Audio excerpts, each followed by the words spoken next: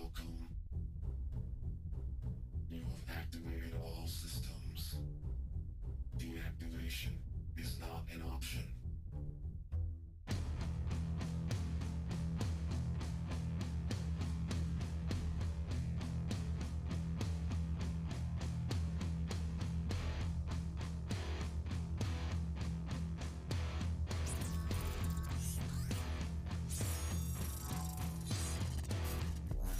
The end is where we begin.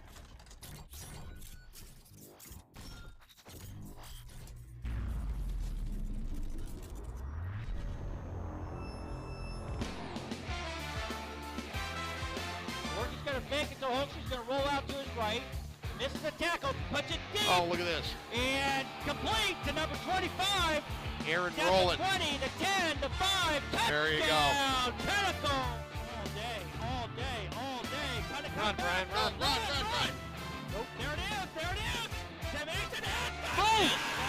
Move. There's Gillis Ross. Oh, my God. Goodness. Wow. One-handed. Incredible. That is one of the greatest catches I've ever seen.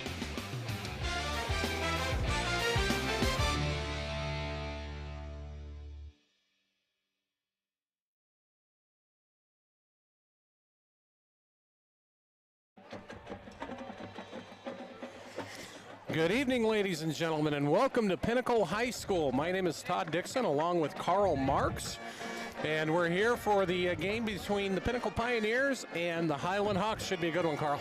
Todd, great to have you back this week. Thanks, sir. Yeah, missed you last week. Yeah, you guys did a great job on the Brophy game. We've got a great game tonight, folks. We do. Great game. Pinnacle comes in 6-1. The Highland Hawks come in at 4-3. In Max Preps, Pinnacle is ranked 6th in the state, but we're ranked 4th in the state by the AZ Preps, which is what the playoff seedings go off of. Highland comes in ranked 10th, so two top 10 teams squaring off tonight. The only common opponent that we've had this year is Brophy, and they both were victories by Pinnacle and Highland, but both close games. We beat Brophy 18-14, and Highland beat them 13-7. Brophy does not play like a 1-16. They're better than a 1-16. Way better team. They've just had a tough schedule. Speaking of schedules, Pinnacle and Highland have both had tough schedules this year. We've got a ranking of 39, which is higher than average, much higher than average. Highland, however, 41. So when you look at strength of schedule, they've actually played a tougher schedule than we have thus far.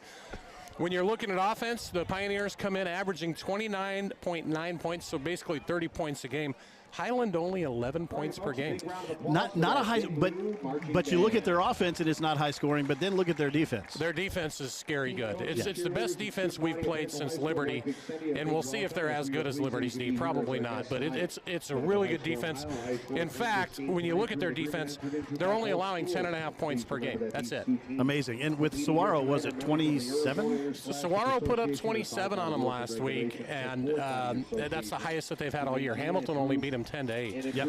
So back to offense for Pinnacle, though. We're really putting up a lot of yardage through the air, 227 yards per game, and pretty balanced, 105 yards per game on the ground. So we're averaging 332 yards per game, and they're only averaging 155. However, when they do on offense, they like to run the ball. So they're averaging 100 yards a game running the ball, 50 yards a game passing.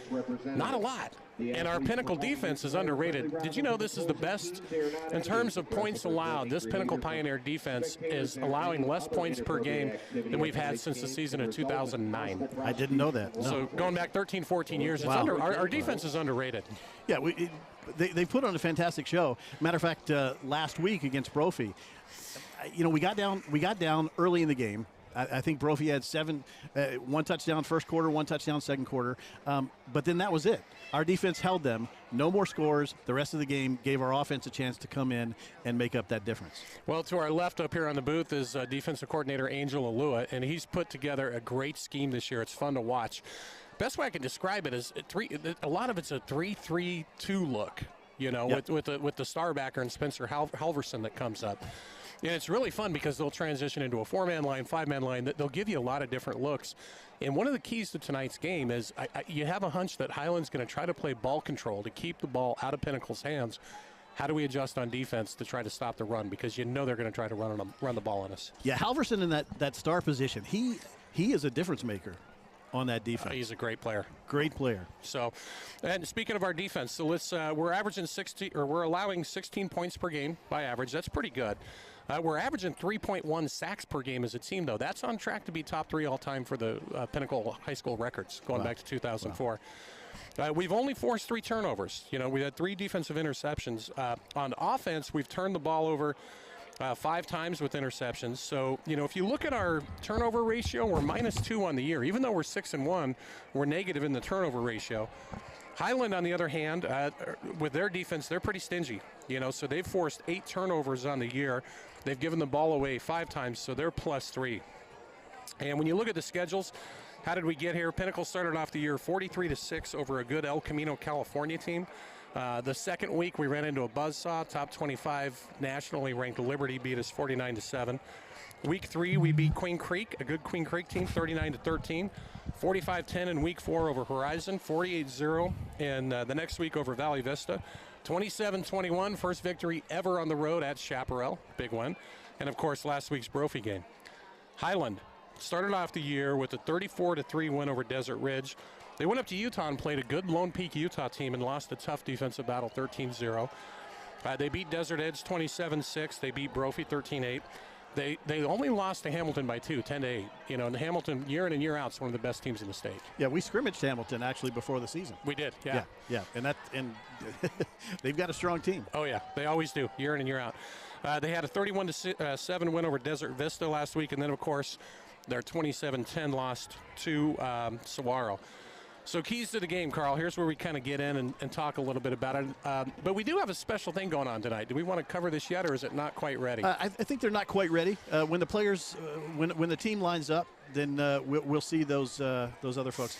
Well, let me go ahead since we're talking about it. Sure. We might as well not keep it a secret. Sure. So tonight, when our Pinnacle team lines up behind the football to come running through, they're going to have some special guests along with them, and that is our Young Pioneers. Young Pioneers are those middle schoolers who are in the junior program, Storm and other programs that feed into Pinnacle. And tonight they get a special treat. They're going to get to run out with the team. That's awesome.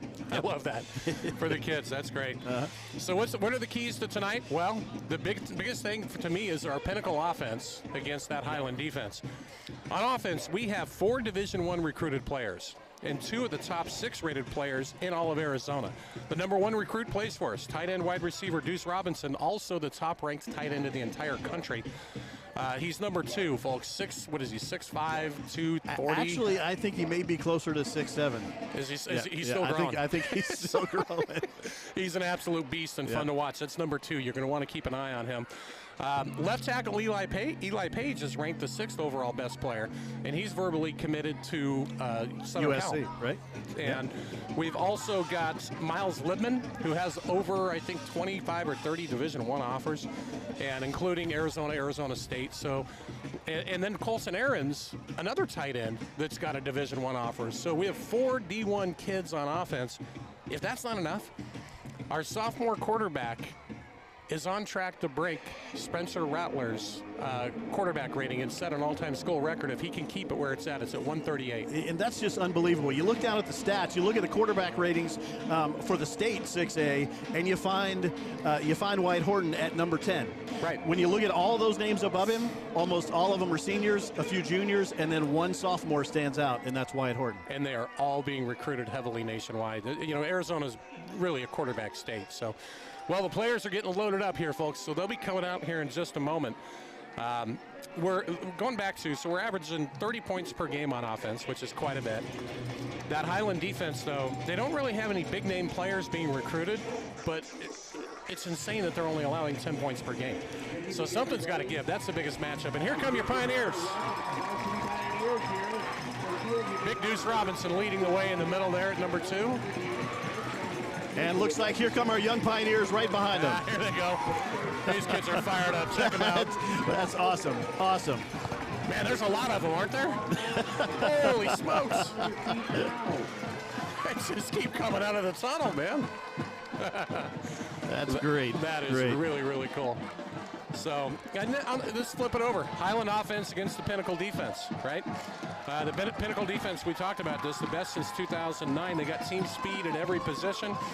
Defensive end Brady Ponce is on track to be in the top 3 all-time for the sack record for the school. So, but he's not alone. You know, really top to bottom, there's no real superstars, you could say. I mean, Halverson gets a lot of the pubs, so does Ponce. But really, top to bottom, there's no weaknesses. It's a good defense. No, not at all. You know, Jadeem Birthright went out several weeks ago with an injury. I think it was an ankle injury that sidelined him. But Parker Glenn has come in and just done a phenomenal job there in that role. Job. Now, rumor has it that Jadeem was seen practicing some of this week. Okay. I haven't looked out to see, but I think he might have dressed tonight. So we'll look for that number 6 and see if we see him. Folks, we're about ready to do the national anthem, so we're going to go ahead and take a quick break here. And I think we're just waiting for the overhead, aren't we here? But we'll do the national anthem. Be back with you here in a minute, folks. Alrighty, folks, right before we get underway here, if we could all stand, remove our hats and helmets, and we will get ready for our national anthem.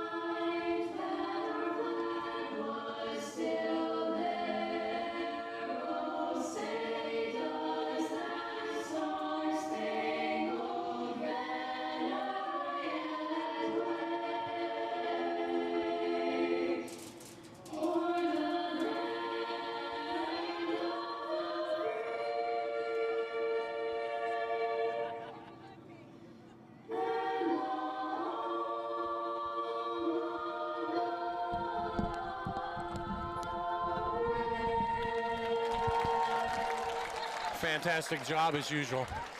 We always do a great job here. So, going to have the captains coming out here in just a moment, folks. Last thing I'm going to talk about, special teams. We've got the top-ranked junior long snapper in the entire nation in Alan Sukup. And we've got a kicker in Cooper King, who also leads the Pioneers in interceptions as a backup corner. So returning punts, you've got Deuce and Miles Libman that both return punts, and we've taken a couple to the house this year. So it could come down to, expect a low-scoring game tonight with as strong as the defenses are. Your captains here, Carl, what do we got? You got number 2, Deuce Robinson. Number 3, Miles Libman. Number 16, I believe that's Brady Ponce. And then 71, Eli Page. For the Highland Hawks, you see big number 96 over there on the left end. That's, let's see, Max Zeitz, I believe. Number 79. I believe that's number 98 on the left end. Yep. Tough to see, but I think it's 98. Thank you. Let's see, 79 would be Dakota Vital. We've got, let's see, who else? The numbers always hide from us when we're up here with our vantage point. I think what could be 32. 30, I see 37, actually. I got to go look at the TV screen to get that. Brody Kenner. And then the final guy for the Highland Hawks, hiding over there on the left. He's the littlest guy, of course. So it's going to take the longest time to find him. Let's see here. That's number 6. That is Jace Need.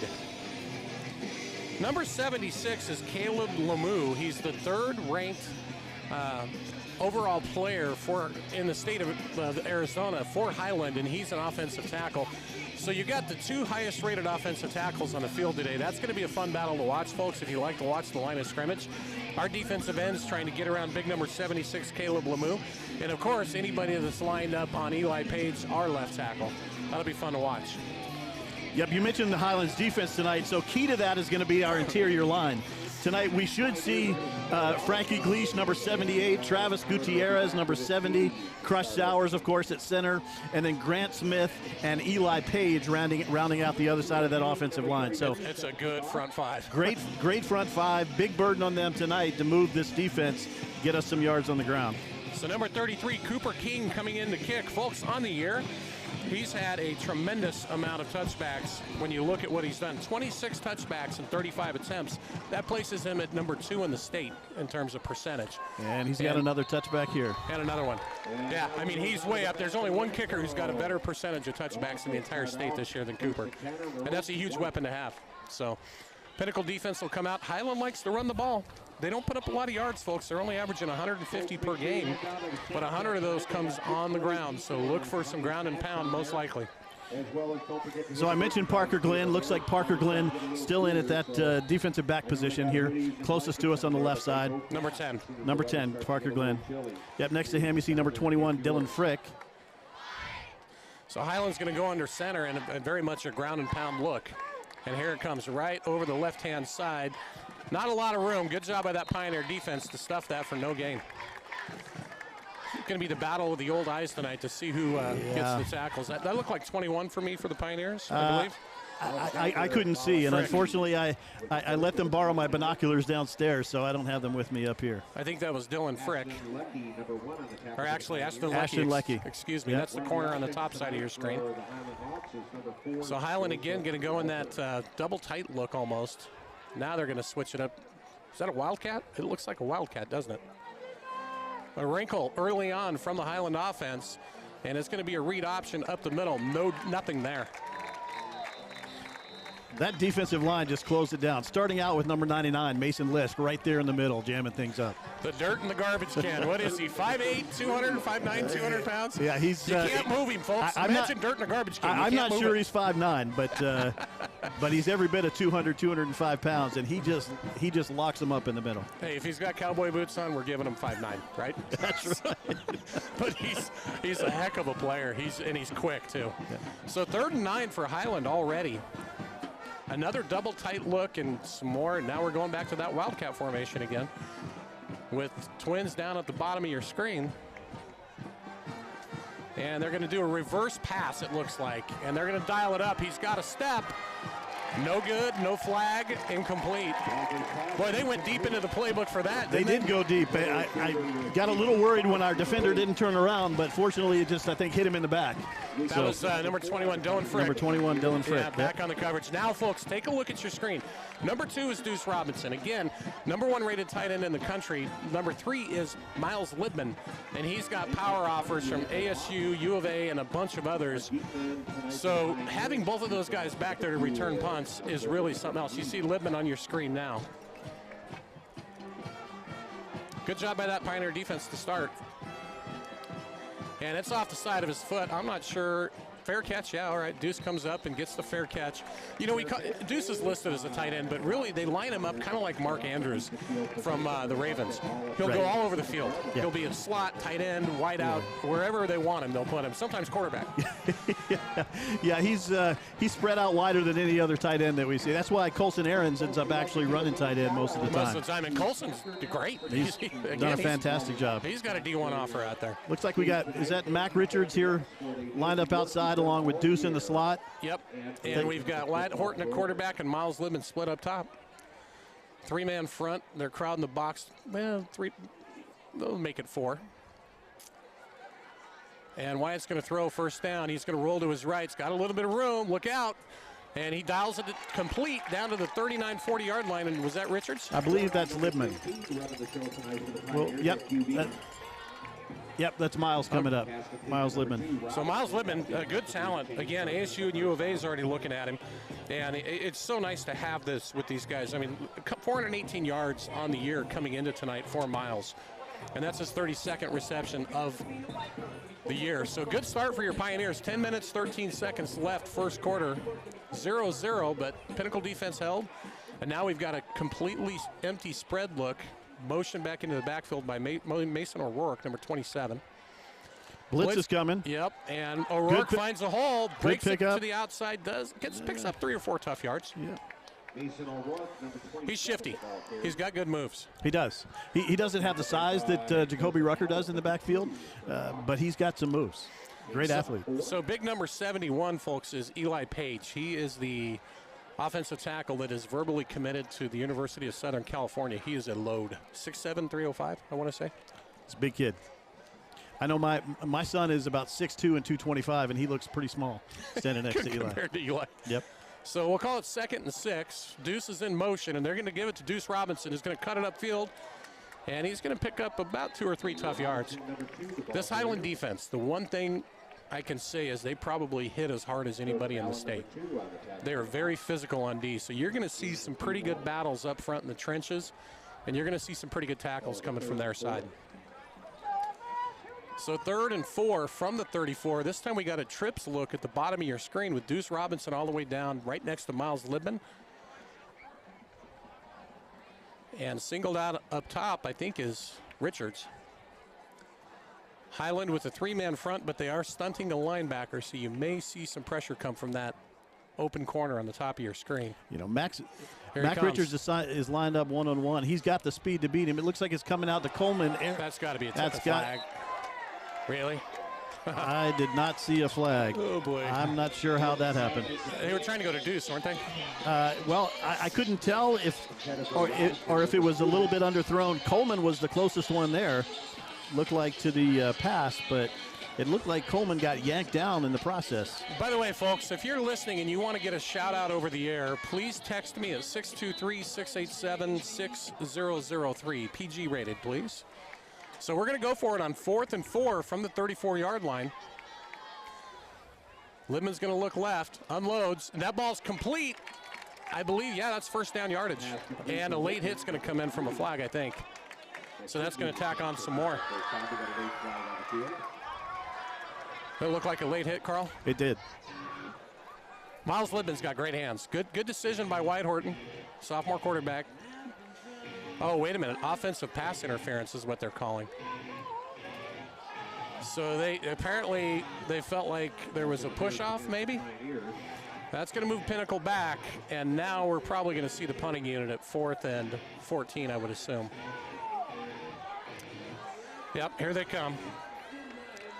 We haven't had to punt a whole lot this year, folks, but when we do, pretty good job by the Pioneers. Well, I just watched that replay. I'm not sure. The official must have seen somebody I didn't, but... Oh, yeah, well, there's 2. It's Halloween, you know? It is. Anybody can dress up in a costume, right?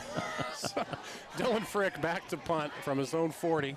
Highland doesn't have anybody back to return this. And Dylan's going to angle it to the sideline and get a decent bounce. That wedge checked up okay. Bounced to the right a little. So Highland's going to have the ball back at their own 18.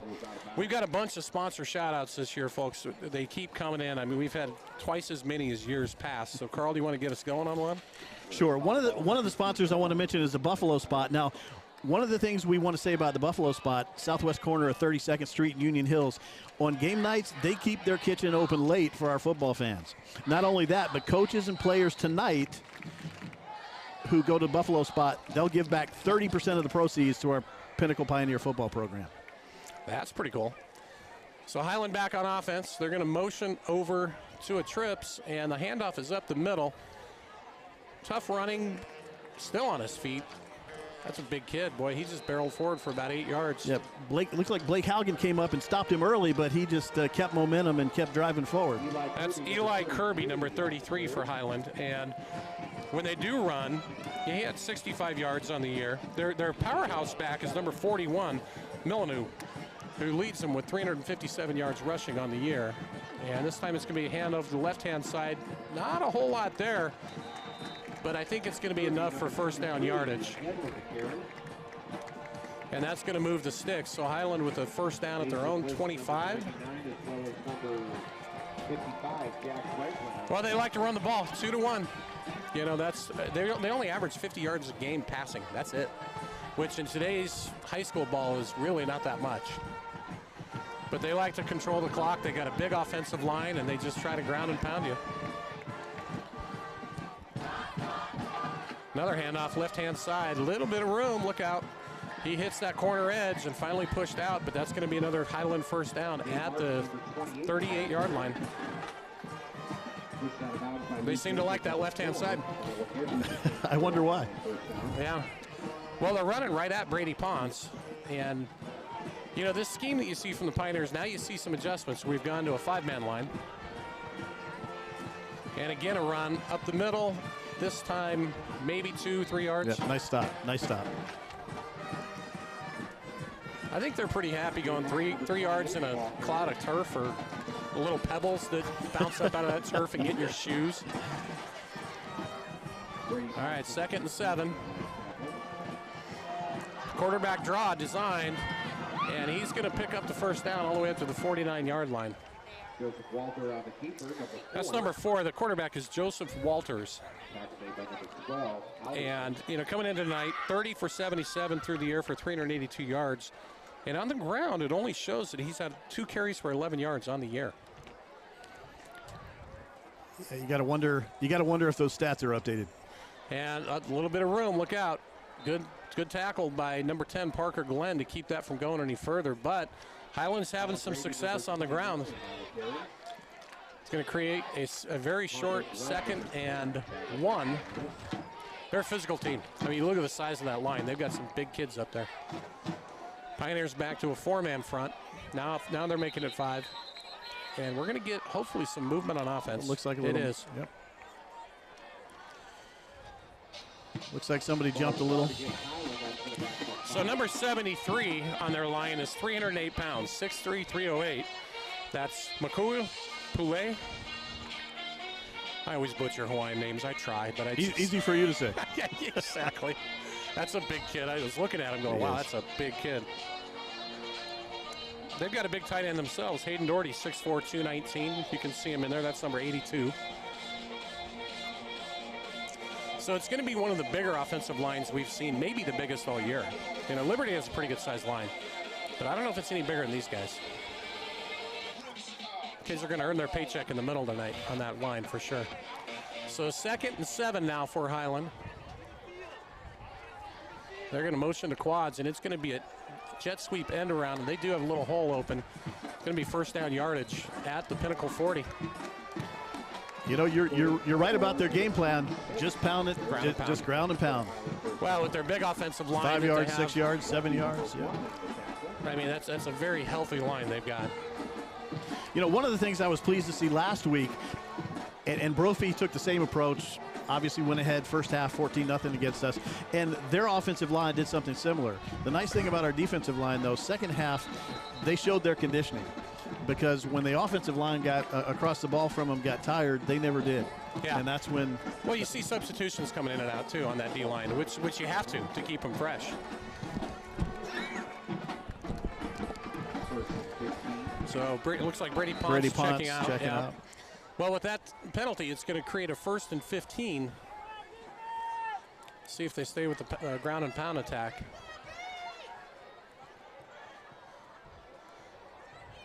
They're going to motion again, this time to Trips, and they're going to hand it off again up the middle. Halverson there to meet him pretty early, but boy, tough running. Still going all the way down to the 36-yard line. Eli Kirby, number 33, with a great second effort. Kirby's a load. Tackle made by That's a big kid. Ciccarelli, number 11. So 2nd and 7 for Pinnacle. 5 minutes, 20 seconds left. We're scoreless. Yeah, it looks in the first quarter. Unfortunately, looks like Kobe Ciccarelli's got a shoulder issue. I don't know if it's out of joint. He just ran over the sideline and dropped down to the ground. Oh boy, Yeah, that happens. Yeah. Well, there was a pretty good collision out there. He might have been in the middle of that. And you hope it's not a separated shoulder. Those things happen, though. Well, Kirby is a running back. He's 5'11", 204. So pretty good-sized kid for sure. Well, while we have a break in the action, folks, again, if you want to get a shout-out over the air, text me at 623-687-6003. If you're watching us on YouTube and want to give us a shout out that way, you can go ahead and we'll monitor that chat in the YouTube channel, and we can read those out as well. I just got a text saying technical difficulties. Everything, you got it up on your phone, right? I've got it up on my phone. I haven't seen any issues. I don't have the sound up. But we'll ask Amy downstairs. She'll check that out. Let us know. So 2nd and 7. And this time we're going to see a pass. He's under pressure. And he's going to unload it downfield. He's got an open receiver, and it's dropped at the goal line. So incomplete. Very fortuitous. Yeah, that, unfortunately, we let that receiver get behind us. Had a shot, just couldn't pull it in.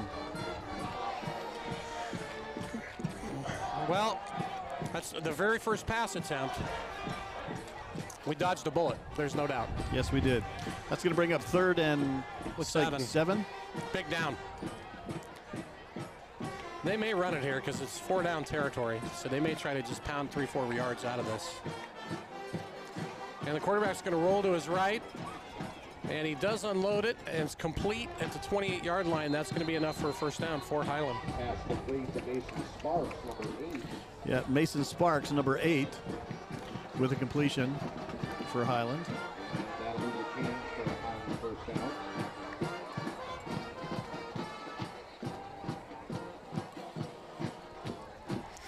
All right, so 1st and 10 for Highland.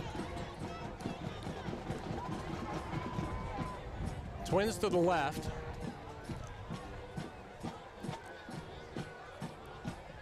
We got a 6-man front here, and they're going to run again. He finds a hole, look out, down to the 10-5, and that's going to be a Highland touchdown.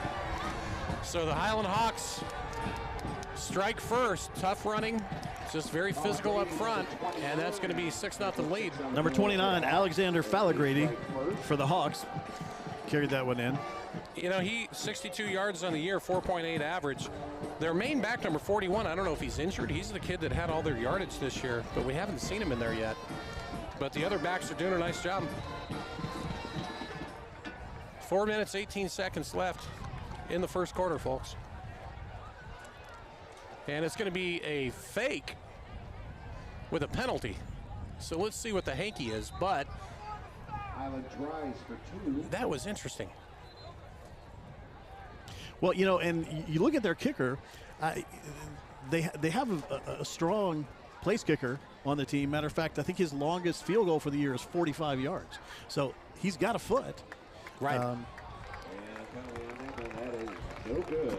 So that's going to be, okay, that's fortuitous. So 6-0. I don't know why they didn't kick that. Not sure. Not sure. 6-0. All right, folks. So, Carl, we got any more shout-outs we want to start with? Let's go ahead and talk about Mint Condition. For all your health and wellness needs, visit our 7,000 square foot facility. Our services range from sports chiropractic and personal training to massage therapy and skincare. We want everyone in mint condition. Visit mintconditionstudio.com for more info. And then Culver's Frozen Custard on Cave Creek Road. Welcome to Delicious. And then finally, Mainline Sales, delivering superior results for our manufacturers by supporting our strategic relationships with the best people, systems, and analytics. Mainline Sales, thank you for supporting the Pinnacle Pioneers. So we got our first shout out of the evening, and this comes from Alto, New Mexico, from Ethan Wall's grandparents. So shout out to you folks again. 623-687-6003 if you'd like to have a shout out over the air. Well, Highland strikes first. Ground and pound, that's all it was. You know, they've got a very talented offensive line, and it's going to be a hard-nosed game in terms of physicality. There's no question. And we may have a shot to return this. Let's see. We do. So after the 5, 10, 15, trying to pick up a block and just gets waylaid down at about the 16-yard line. Pretty good return. Yep, and you know what? That was Jadeem Birthright. Oh, it was? Yep. Number 6. We mentioned okay. he had been out. He had been out with injury. Looks like he's back. That's great to see him back on the field. Well, it was good. I'll tell you what, the past 2 weeks have been good for the Pioneers to have closer games. Although we jumped on Chaparral pretty strong in that first half for us to hold on as they tried to come back. And then Brophy last week to come back and beat them. You know, the next 3 games are all tough. This one and then all 3 weeks are going to be really, really tough games. So Horton's going to give it up the middle, and here comes Jacoby Rucker, I believe. Yes, that's going to be good for about 6 yards. Jacoby Rucker, number 5. Jacoby runs hard. Usually he doesn't go down after the first hit. It takes 2-3 kids to take him down. On the year, Jacoby's got 350 yards. He's averaging about 5 yards per carry, but he's playing in more of a pass-happy offense too. Yep, great. I think that's the first run of the night we've seen for Jacoby. Great first run. Picked up about 7 or 8. 2nd and 3. What do we dial up? Deuce is split all the way to the bottom of your screen. And like most defenses, you've got a safety number 7 bracketing them pretty close with bump and run coverage by their corner number 26. And with that, we're going to go up the middle again to Jacoby. Ball came loose. Highland's got it. Look out. And he's going to be taken down. It fumbled out of bounds at about the 3-yard line. I didn't see that ball squirt out. I couldn't see it. It obviously scored it out because he never went down for the ball and went right into his hands. Well, big turnover. That's a tough break for Pinnacle. Well, coming into tonight, we were -2 on the year for turnover ratio, but we'd only turned it over 5 times, so that's our 6th turnover on the year, which isn't terrible, but that's going to create some adversity for sure. Let's see, 3 minutes, 18 seconds left, first quarter. Highland up 6-0, but now they've got 1st and goal from the 2. We've got a shout out to Mason O'Rourke from Uncle Doug. Says, run hard, buddy. Thank you, Uncle Doug. There's that double tight look. This is like old school 70s football, quarterback sneak. Quarterback sneak. I don't think he got it. Nope, held him short. So it's going to be 2nd and goal from the 1. Walter on the keeper, and he puts up short. All right, D, let's go. Be nice to dial up a turnover about now. That's tough to do. Yeah, they're probably, you may see 3 quarterback sneaks in a row. Yeah. With the size of their line, they really just need to lean forward, and they ought to be able to pull in a yard at a time. They're growing pretty big out there in the East Valley. They just do. So a lot of shifting going on. There's a flag. And are they going to get him on a legal motion? They got him on motion. That's yes, they did. very fortuitous, for sure. It's going to move it back 5 yards. So now we're looking at 2nd and goal from the 6 instead of the 1. If we can hold them to a field goal attempt here, that would be huge. What do you dial up here, Carl? On defense or on offense? On defense. I mean, it's basically ground and pound is what they're doing. I think you've got to anticipate the run. They haven't shown us anything else. You got to move those linebackers up and plug. So on 2nd and goal, they've got a heavy right, motion right. There they go, back up the middle. Up the middle. And the Pioneers are going to hold him down at about the 2 or 3, maybe. Yeah, hard to tell we have where. Another turnover? Looked like his forward progress might have gotten him to 3. Number 44. Wait a minute. Noah Bond, the ball carrier. Okay, I was looking at the refs. So the coaches indicated there might have been a turnover there. So 3rd and goal from the 3. And if you can hear the wind tunnel effect, folks, it's because we're on top of the broadcast booth. We always do this from the very top, so we get that wind tunnel effect sometimes. And our papers blow everywhere. We've got a pretty good breeze starting here, left to right. 3rd and goal.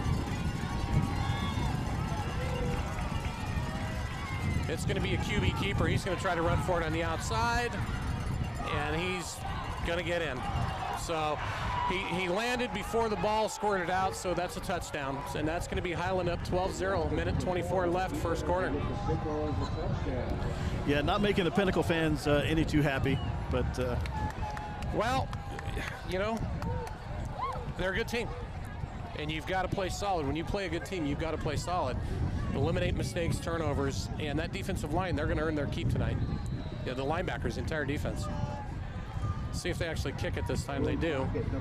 And it's good. So 13-0, minute 24 left, first quarter. Yeah, you know, we spent our pregame talking especially about that Highland defense, but their offense has come out on fire. It's just ground and pound. Yeah. You know, that's and we've struggled to contain so far. Yeah. Should we hit a couple more sponsors here? I can go ahead and start one. We got Mint Condition for all your health and wellness needs. Let's see, next one, Culver's. Have we hit Culver's yet? Culver's, frozen coaster on Cave Creek Road. Welcome to Delicious. Mainline Sales, delivering superior results for our manufacturers by supporting strategic relationships with the best people, systems, and analytics. Scottsdale Eye Care, where they put the visual eye care needs first. Spectrum Management is your commercial property management solution. And Southwest Power Washing, making the world a cleaner place. Call Southwest Power Washing for a free estimate. 602-757-3688. All right, good time for a return if we can get one. He's got the wind behind him now, and we do get a shot. Nope, they're going to tell him, you're in the end zone. So the Pioneer offense will come out down 13 with 1:24 left in the first quarter. See what we dial up. Against this defense, it's not the hole you wanted to start with for sure. It may force them to open things up a little bit sooner than what we would have liked. Yeah, I think we've got to start looking for those seams, looking at those slants across the middle. You got big targets in Deuce and Colson Aarons and Miles Libman. Well, you see the trips formation to your left, or I mean to the left of Wyatt Horton, Deuce Robinson all the way down at the bottom of your screen. Wyatt's going to look this direction. He's going to tuck it. He's going to pick up some pretty good yardage, 25-30, down to about 32. That's going to be enough, I believe, for a first down. Wyatt's got pretty good speed. He really does. A tough kid, too. He's been disciplined this year. You know, he hasn't taken off when he shouldn't, but he's made some smart calls in that case. Great run, great first down pickup. So Wyatt's going to look to his left again, under pressure, unloads, and just behind the intended receiver, which was Richards. Mac Richards, yep. Richards has done a nice job. He has. You know, when you've got three Division I receivers that you're playing with, sometimes you don't get a lot of good touches. But when he's called on, he typically does a great job. That ball was just a little behind him. Yep, looked like Wyatt was under pressure, sprinting out to the side. Tough throw to make. Got a three-man front for Highland. Now they're going to make it four. Trips to your right, and they're bringing the pressure. Wyatt's going to unload. That ball's complete to Deuce Robinson up to the 40. Takes a strong hit, still on his feet. Fights forward, though, and he may have enough for first down yardage. It looks like it should be enough for first down. Deuce doesn't go down easy. It's No, usually 3 or 4 kids. And he's got a hard-hitting secondary and linebacking crew that's going to be coming after him all night on catches like that. But he's a tough kid. So the Pioneers, 42-yard line. Wyatt's going to fake it again. Another quick throw to Deuce at the 45, up to the 50, down to the 49-yard line. Deuce last week had over 200 yards receiving against Brophy. Yeah, It was a monster he game. was instrumental in that comeback against Brophy last week. You know, that play before this one, I think that's as hard as I've seen Deuce be hit this year. Yeah, because he doesn't typically get hit head on. He's and he popped right back up. yeah, he's got the mobility to typically sidestep a lot of those hits, but he jumped right back up and still got another 2-3 yards after that initial contact. Deuce split way up to the top of your screen. You've got an offset eye look. And that's going to bring us to the end of the first quarter, folks. 13-0 Highland. Pioneers are driving, though. They're at the Highland 49-yard line. And the Pioneers do get the ball first in the second half. That's always a big stat to keep in mind. Well, again, if you want to shout out, folks, send me a text, 623-687-6003. Keep it PG rated, please. And we got some more sponsors we want to hit. Yeah, we'd like to thank Center Stage Dance Studios, where they love to put you center stage, training baby divas and dudes through college kids located in the Scottsdale Air Park. And then the Pain Medic, located in Peoria on the corner of Thunderbird and 83rd Avenue. Life begins when pain ends. Stop in for a free consultation. Mention Pinnacle Football and receive 20% off your first visit. thepainmedic.com. North Valley Oral Surgery. Dr. Donald Johnson serving the North Valley for oral surgery needs for over 20 years. And in Moon Valley Nurseries, home of the You Buy It, We Plant It. For the best trees on earth, go straight to the moon. Visit moonvalleynurseries.com. So they'll flip the field, and we'll be going left to right, which that gives the wind at our back. This is a pretty strong wind we've got going on here, folks. Yeah, it was pretty calm when we first started broadcasting at sure 7 o'clock, but that wind sure has picked up. So we've got, let's see, is that Deuce at the bottom of your screen? It is. Way down to the bottom of your screen. On a 2nd and 1, 3-man front, that's all they're showing on D, and they're going to keep it that way. Wyatt's going to go play action. Under pressure, unloads it, and that's going up top, incomplete. intended for Deuce Robinson, number 2. It's going to bring up a 3rd and 1 from the 49-yard line. Now we got a penalty. late flag coming in. Row. Let's hope we kept our cool. Not on us. Coaches on the sideline do their Scooby-Doo imitation when they see that. Row. And that's on us. Okay. Did you see the call, Carl? I did not. That's a 15-yarder, so there's got to be an unsportsmanlike, I would imagine. I do see number 75, Reese Marks, who's coming to the lineup in the middle of that line for the offense. Let's go, Reese. Here you That's go. Right. Well, that's a whole different ball game. We had 2nd and 1. Now we're at 3rd and 16. Yeah, Same look. Yeah, now we've got a complete empty set with trips right and twins left. Highland's showing a 4-man front. See if Wyatt can buy some time back there and look downfield. He's got the wind at his back, though. He's going to roll to his right, surveys the field. He does unload it, and that ball's going to be intercepted. 45-50, 45-40. A little bit of room, still on his feet, all the way down to the Pinnacle 33-yard line. It was tipped, couldn't come down with it. Heads up play by the safety for Highland. Number 7, Crandall. That is Cole Crandall, 6 foot, 185-pound senior, free safety. Just a tough break for us. Ball was tipped it up just high enough for Crandall to pick it up. You don't see Wyatt off target that often this year. He's had a couple tonight, which is uncharacteristic. You usually don't. Well, and you mentioned this wind. That wind is going to make it tough. It could. Yeah, it absolutely could. So Highland 1st and 10 is going to be a pitch over to the left-hand side. Not a lot of room. Just hard ground and pound for maybe 2 yards. And that's 33 again for Highland. And that Kirby, he's had some pretty good runs tonight. He averages 6.5 yards per carry. He's a big kid. Yeah, Parker Glenn, Dylan Frick in on that tackle, along with Blake Haugen. Well, 2nd and 8. Let's see what we can pile up here, guys.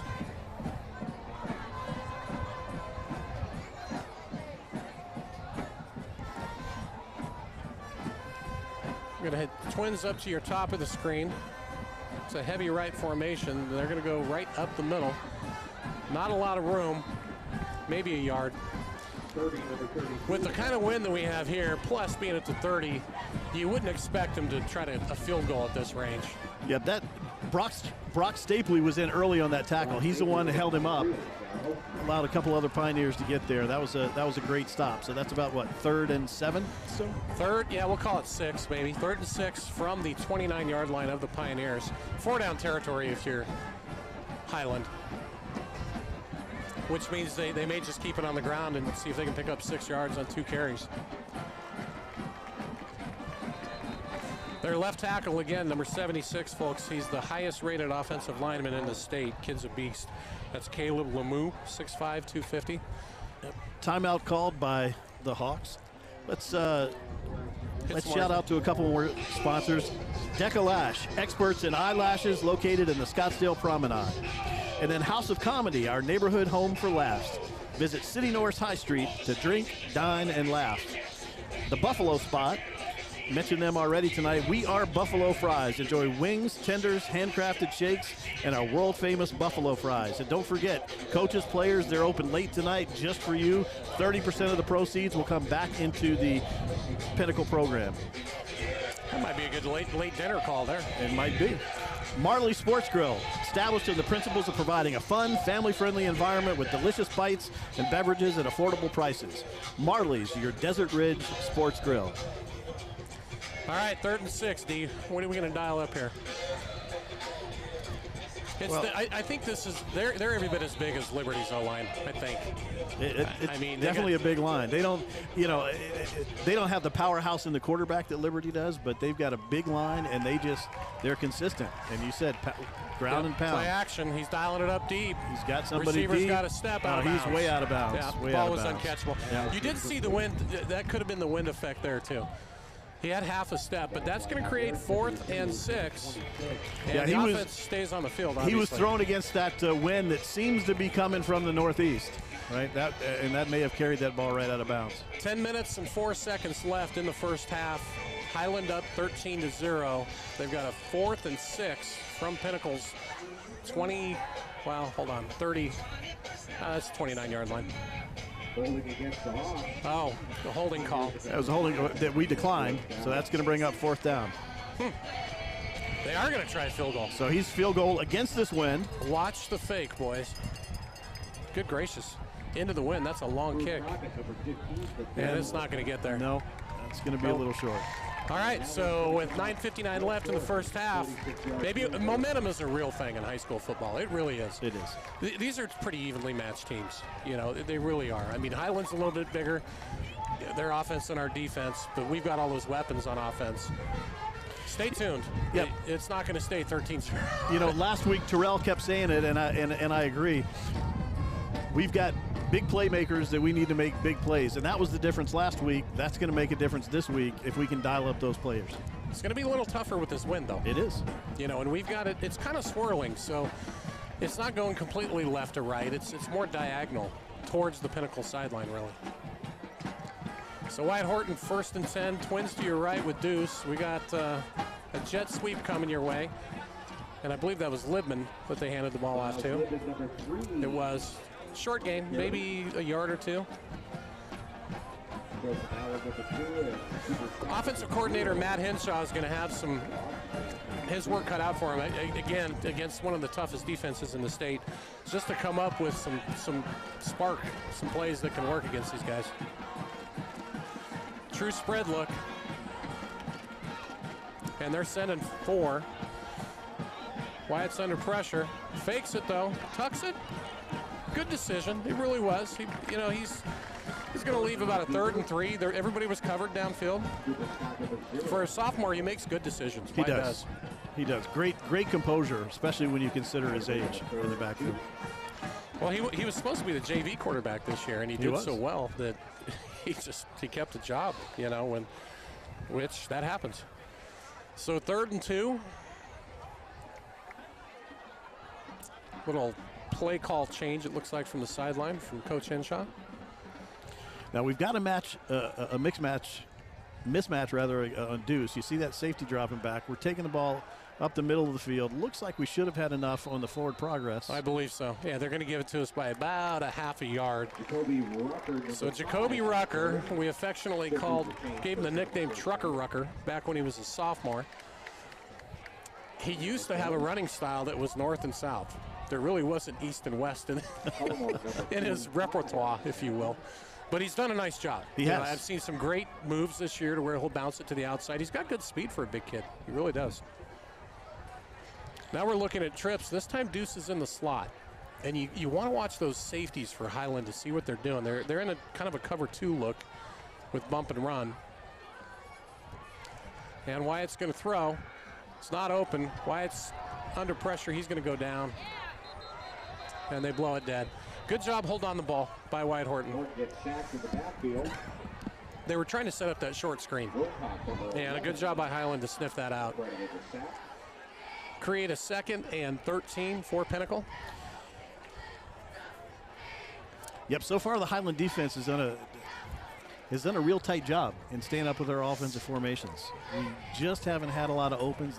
You haven't seen any failed coverage. You haven't seen any real holes in the line. No, they've done it all year. You know, we got our work cut out for us to score points. Any team that plays them does. So 2nd and 13, play action, fake. Now they're going to set up the middle screen. Well-designed play. Here comes Miles Libman, and he's going to dive forward for 1st down yardage. Love the look of that play. You fake the screen to the left, then you hit right over the middle. You know, everybody was expecting Deuce to get the ball, and Miles sneaks over on a nice little dig route. Well, and that's what we've been talking about all season. You know, Deuce has been in double coverage, triple coverage. You're watching for Miles to be able to slip out and pick up some. Big hole. Well, kind of was. O'Rourke picks up 2. Nice job by that D tackle to hold on to him. Yep. looked like they had a big hole that he closed up pretty quickly. Yeah, so we've been watching for Miles to pick up some great opportunities on that double, triple coverage on Deuce. And I still expect to see that tonight. Mac Richards and Miles Libman are going to go split up to your left. Deuce is in the slot on your right. So no tight end. We've got double twins formation. 3-man line. Here comes a blitz. And Wyatt's under pressure. Slips out of it. And he's going to unload. Ball's complete. First down yardage. And another fumble. It looked like he got that ball stripped, Todd. Now we got a flag. Let's see what happened. So Deuce caught it but fumbled. We do have a penalty flag though. Let's see. Some frustration on number 2, Deuce Robinson, for sure. Well, I'll tell you what, they probably coached that up pretty well on that Highland defense. In terms of the penalties. Personal foul, that's going to go on Highland. But they're going to maintain possession. That's the second turnover of the game for Pinnacle. Personal foul against Highland, but that happened after the fumble of the Highland. And you, again, going into tonight, folks, that Highland defense had forced 8 turnovers on the year. They've had 2 tonight for 10, so they're being very opportunistic. And to beat a good team, that's the toughest thing. You got to really be careful with those turnovers. So the Pinnacle defense, with 6 minutes and 20 seconds left, back out on the field in the first half, of course. And they're going to go with that same ground and pound look, almost a wing tee. So they've got you look at this formation. This is really interesting. So they have 4 linemen to the left, and the guy the furthest is obviously playing as the tight end. And then you've got a wing back on top of that. So that, that's just advertising. Here it comes. Now we've got legal motion. Is that what they caught him for? I heard the whistle. I couldn't see the call. Well, it's against Highland, so they're going to move it back. But going back to that, so they have a right guard and a right tackle. It looks like they may just have been resetting the clock. Oh, there we go. Yeah. So same look, a right guard and a right tackle, but then you've got a left guard, left tackle, almost a second left tackle, or tight end, if you will, and then you've got the receiver playing up as a tight end. So it's really a double tight end left look. And the Pioneers have 9 in the box, expecting run. And here it comes. Good penetration up the middle, but he still squeezes forward for a yard. Great job getting in the backfield. About 55, did I see that correctly? Jay Martin, number 20. I believe so. So. I'm sorry, Todd. I wish my eyes were better. But, Oh, I know. I battle it every week. Trust me. I get it. Jack Franklin had a shot at him in the backfield. Slowed him up, though. So 2nd and 9 for Highland. The one receiver split right, but again, that same bunch look to the left. And that's where they got their D1 tackle. Why not run that direction? Well, they're going to counter over to the right-hand side. About 4 yards.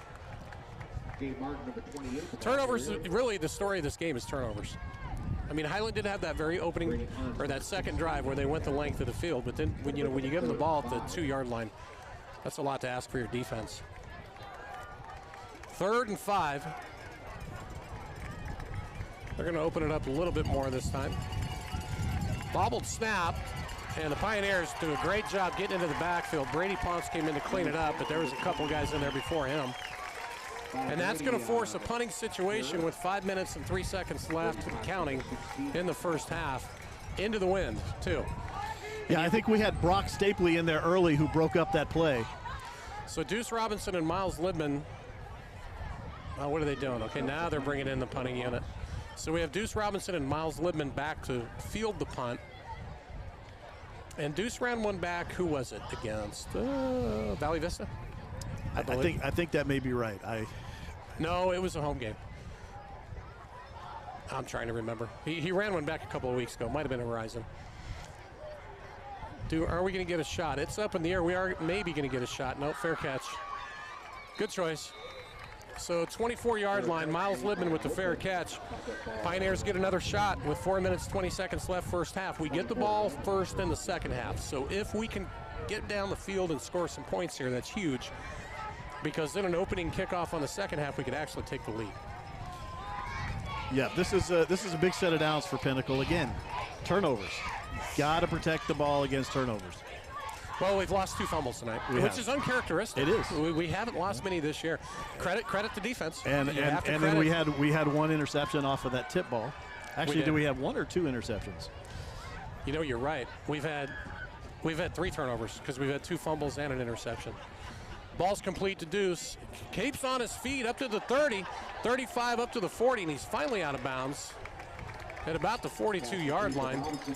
There you go. Deuce is getting fired up. You need that. You need Deuce fired up.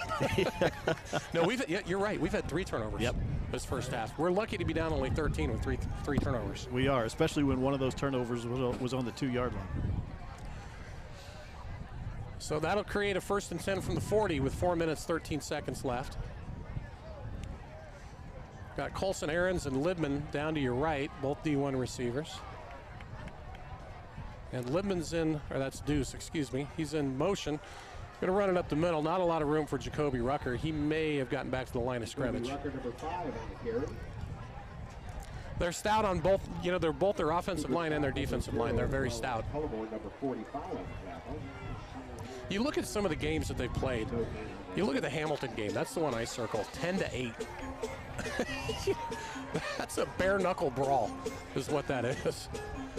Well, we've got trips to the left with Deuce way up top on 2nd and 10.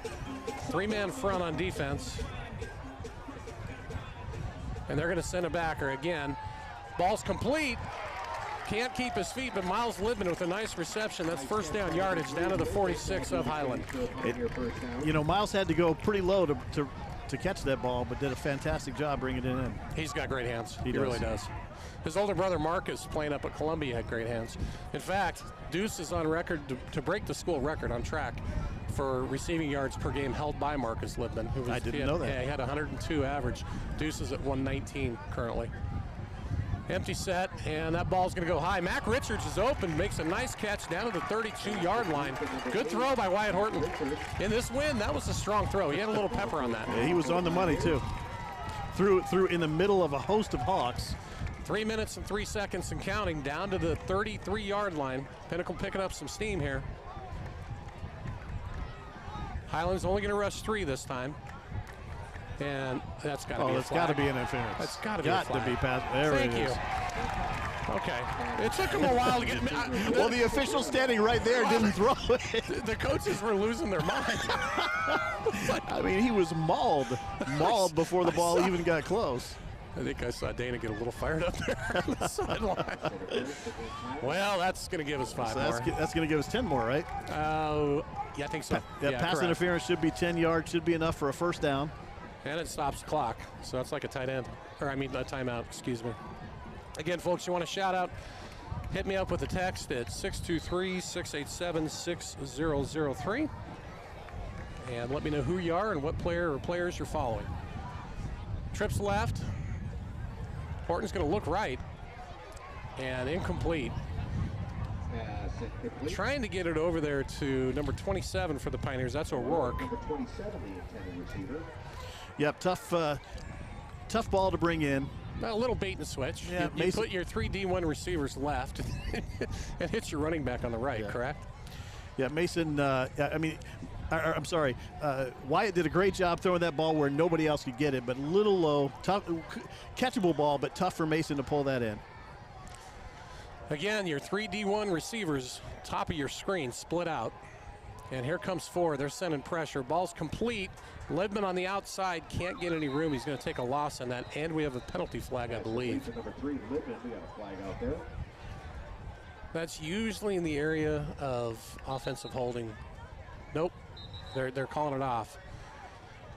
Or they're not going to take it, one of the two. So that's going to create a 3rd. And we'll call it 14 for Pinnacle. 13 points. Is that 3rd or 4th down? I think we might. No, it's you're 3rd. You're right. 3rd it's down. 3rd, yeah. Cooper King's got the leg. If you don't pick this up where you could kick a field goal, this wind, though, is tricky tonight.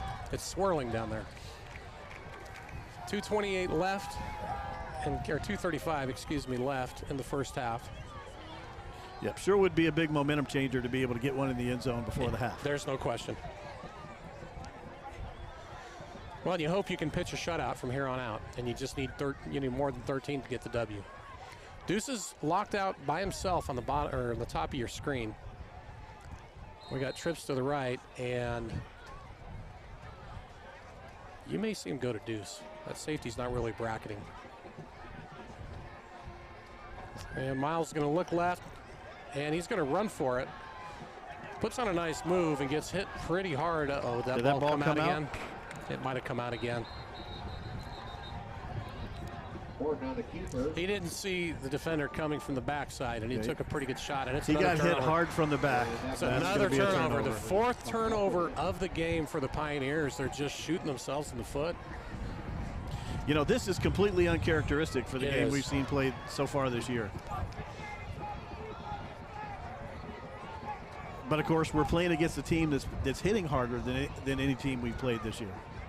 You know, the reputation their defense brought coming into this game is exactly what we're seeing here tonight. Well, 2:25 left. A lot of adversity. You know, I'm a guy that believes that adversity is good for the kids. I really am. It's a very good football team, though. To beat a good football team, second half, you can't turn the ball over anymore. I mean, we're down 4-0 on the turnovers already. See what Highland does. That same one-back look. Going to motion, and it's going to be a counter up the middle. Not a lot of room. Good job by that Pioneer defense to stuff that. Going to create a 2nd and 11 for Highland.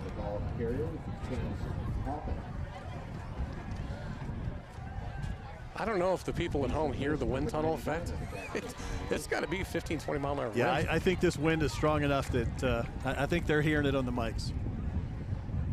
All right, boys, how about a turnover? Let's get one of our own, if they throw, which they're not going to. Up the middle, rugby scrum, maybe 3 yards. Going to leave a 3rd and 8 for Highland. Minute 49 left in a timeout Pinnacle. Coaches are confident we can hold them on 3rd and 8. They want to take one more shot at this. Got another sponsor shout out there, Carl?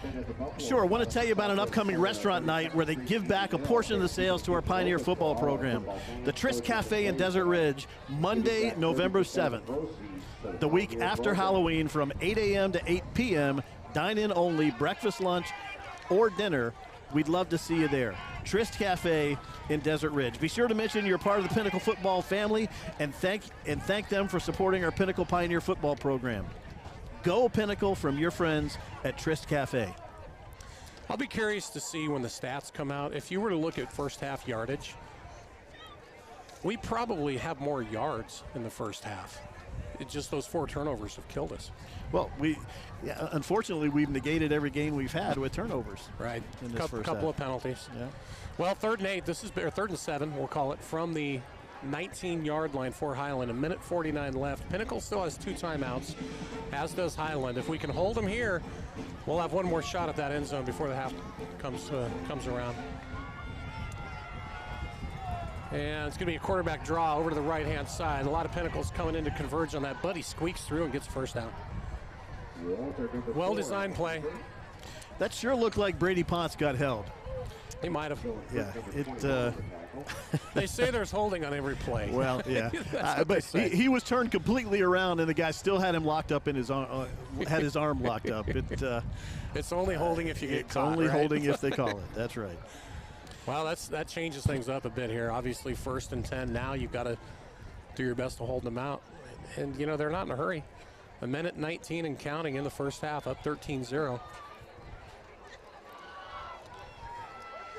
And they're going to go that double tight end look. High formation, 1980s football. Play action, though. They're going to dial it up. He's under some pressure. And he goes, oh, I'll tell you what, good job on defense. Had that ball not been thrown so high, that would have been a pick for Ashton Leckie. Was that Baker or Leckie? I couldn't see from this far. I don't trust Tim's eyes downstairs either. I thought it was Leckie. He called Luke Baker out. I thought it was Leckie, but okay. 1 minute left, 60 seconds, 2nd and 10.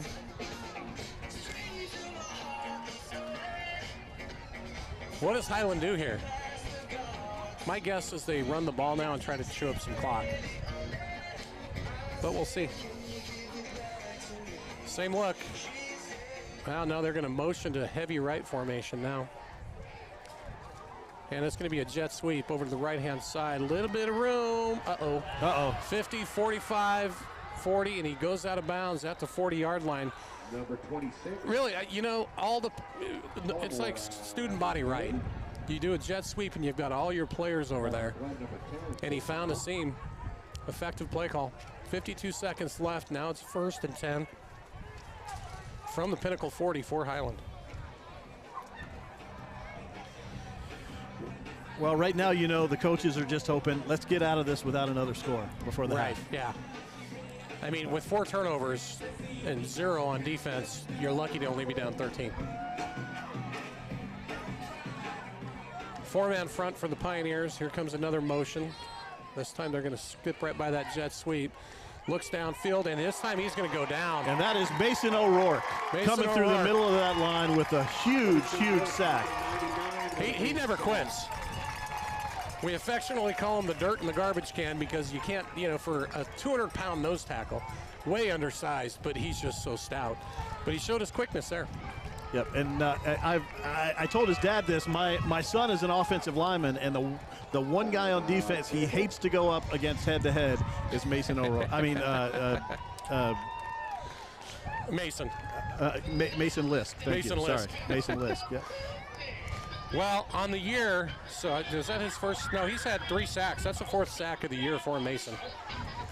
Pioneers had 21 and a half sacks coming into tonight. Yeah, it's one of the better performances sacks-wise they've had the entire year. What I've noticed tonight, and I didn't see the Liberty game, so I can't comment there. I mean, we obviously got waxed, but I've seen Highland run the ball more effectively tonight against our defense than anybody I've seen all year. Yeah, big difference in the game plan for Liberty versus Highland. Liberty had a lot of quarterback options, a lot of sweeps around the end, taking advantage of that quarterback speed around the end. He picked up a lot for us, and as well as his arm. I mean, he could be in a dead sprint to the sideline and hit somebody on a rope 45 yards down the field. He's a talented kid. He's got the highest QBR in the state. You know, that's one of the 2 or 3 that Wyatt coming into tonight was trailing. So 2nd and 20 with 43.4 seconds left. We expect a pass here. Or I mean a run, excuse me. Sure enough, up the middle, and he's got a little bit of room. And they're going to get him out of bounds. Uh-oh, don't throw the flag. That's good to get him out of bounds because we're down to 1 timeout, and it's going to create a 3rd, and we'll call it 14, 15 maybe. So if you hold here, you're going to have 20 or 25 seconds to work with. When you got deuce, though, and the wind at your back, you've always got a shot, even if you throw a Hail Mary down to the goal line. We'll see what they decide. You would think Highland is going to just run this and try to chew up the clock, wouldn't you? Up the middle. I would think so. Force our final timeout. But they go to a big trips left look. We'll see. No, they're going to throw. And over the middle, ball sails on him, incomplete. That did us a favor because that lets us keep our timeout. 32.9 seconds left. Now it's 4th down. And they're at our 44. Do they go for this? Do they dare? Are you going to see the punting unit? Well,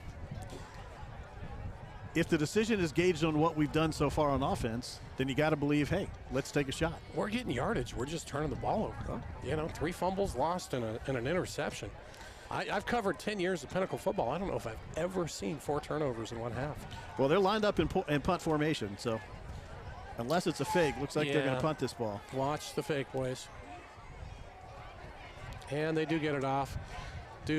Miles is going to have to. Boy, that wind really, really took that thing offline. Deuce calls for a fair catch over there. So that's going to put us way, way back in our own territory. 26.8 seconds left in the first half. Down 13-0. It's your own 9-yard line. That's asking a lot, but you do have I think probably the best receiver in the state to throw to in Deuce. And there's no question that Deuce is Wyatt's favorite target. Well, it's 6'6". Well, yeah. You said he's 6'7", me. Yeah. The kid's been growing his senior year, so who knows? He's definitely the easiest one to spot. We're lined up tight. No, Looks like a victory formation. We're gonna limp into halftime. Yeah. I get it. I do. So 23 seconds. That's going to be the last play of the first half, folks. Again, if you want to shout out, send me a text, 623-687-6003. So what do we got here, folks? We have some halftime stuff to talk about. We've got the Palms and the cheerleaders that are going to come out real quick. Let's see. We got the Spirit line. So, yep, the Spirit line coming out. Do we want to take a break and let the Spirit line go, Carl, and then come back on here in a while? Sure, we can do that. In addition to the Spirit line, we're going to have the Pinnacle band out. But in addition to the Pinnacle band, we've got 3 middle school bands that are going to be joining them for the halftime performance. Oh, cool. So, all right.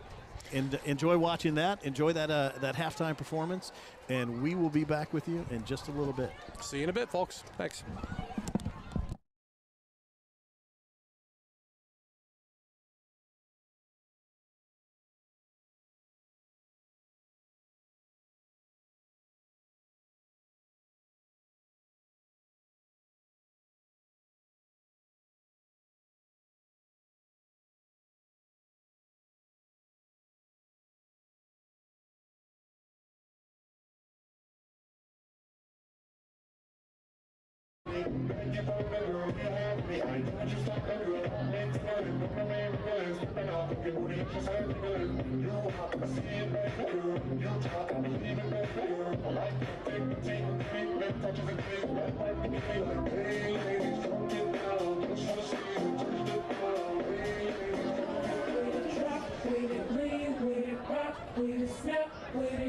All my ladies, pop your backs with it. Baby, drop with it. Lean with it. Stop with it. Step with it.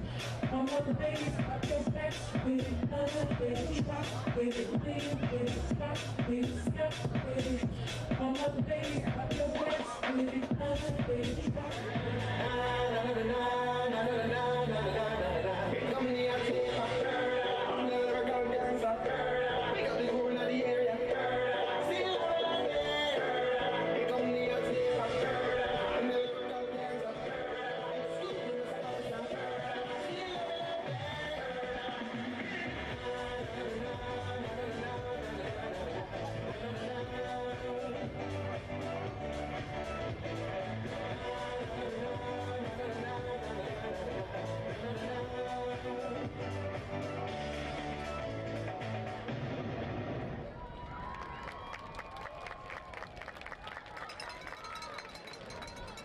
Big round of applause for that varsity Spirit line.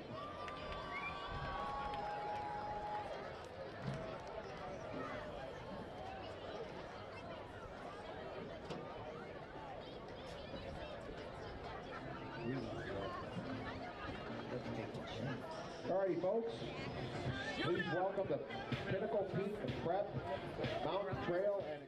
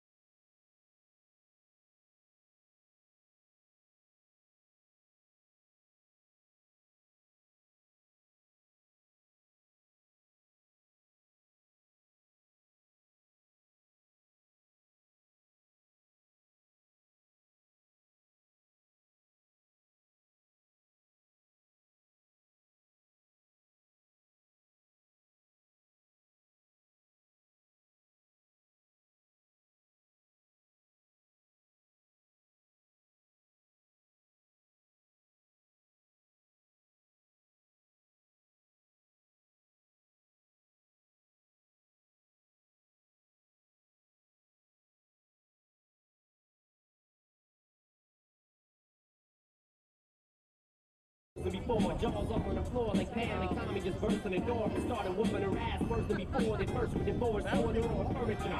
It's the return of the. Oh wait, no wait, you're kidding. He didn't just say, but I think he did. Did he? Dr. Dre said. Nothing, idiots. Dr. Dre. All right, folks. I guess that's enough Eminem, right? So Todd Dixon and Carl back here with you, Carl Marks, and let's.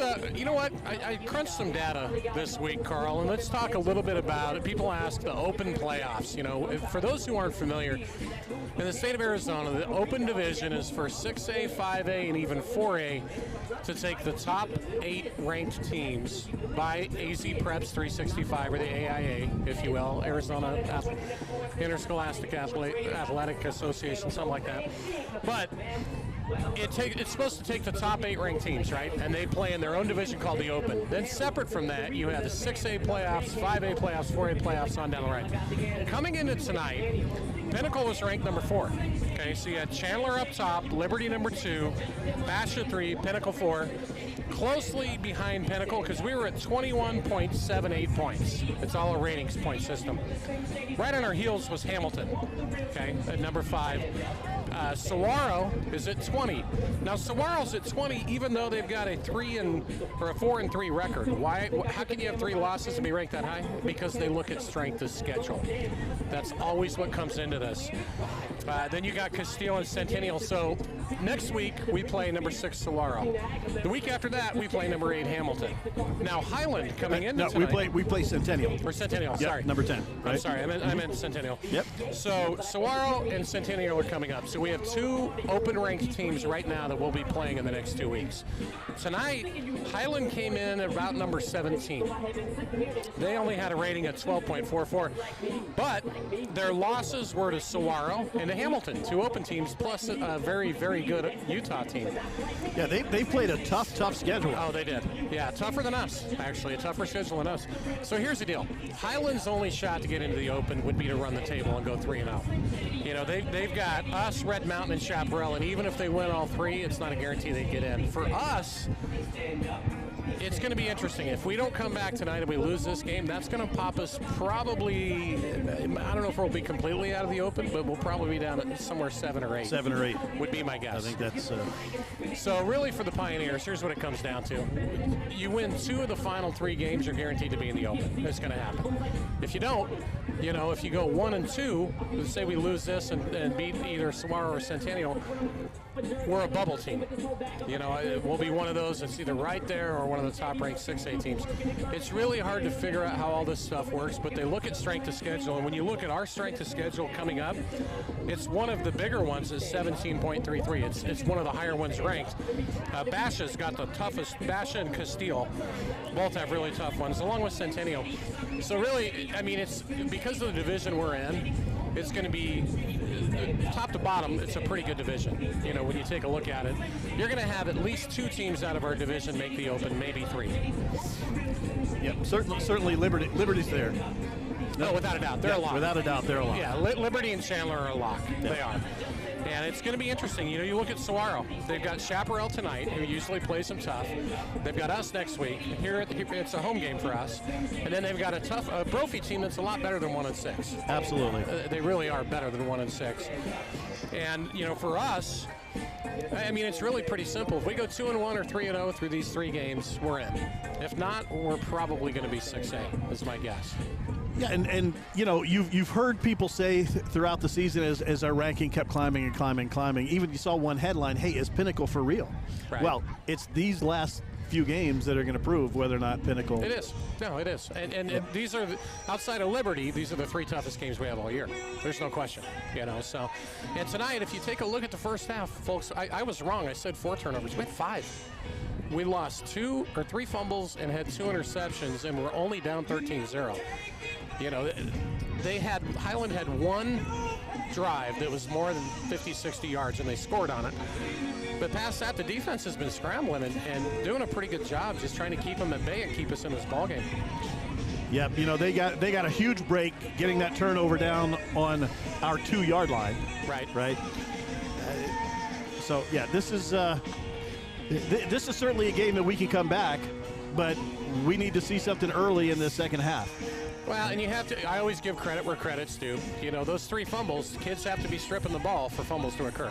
Oh yeah, Because- you watched that one reception that Deuce had. We had a nice drive. He had a nice reception, and once he was held up, you saw the second defensive back come in, and his entire goal was strip that ball. They're coached to do that. And the first defender pinned Deuce's hands down, which made it open for that second defender to come in and strip the swipe ball. it. Yeah. Yep.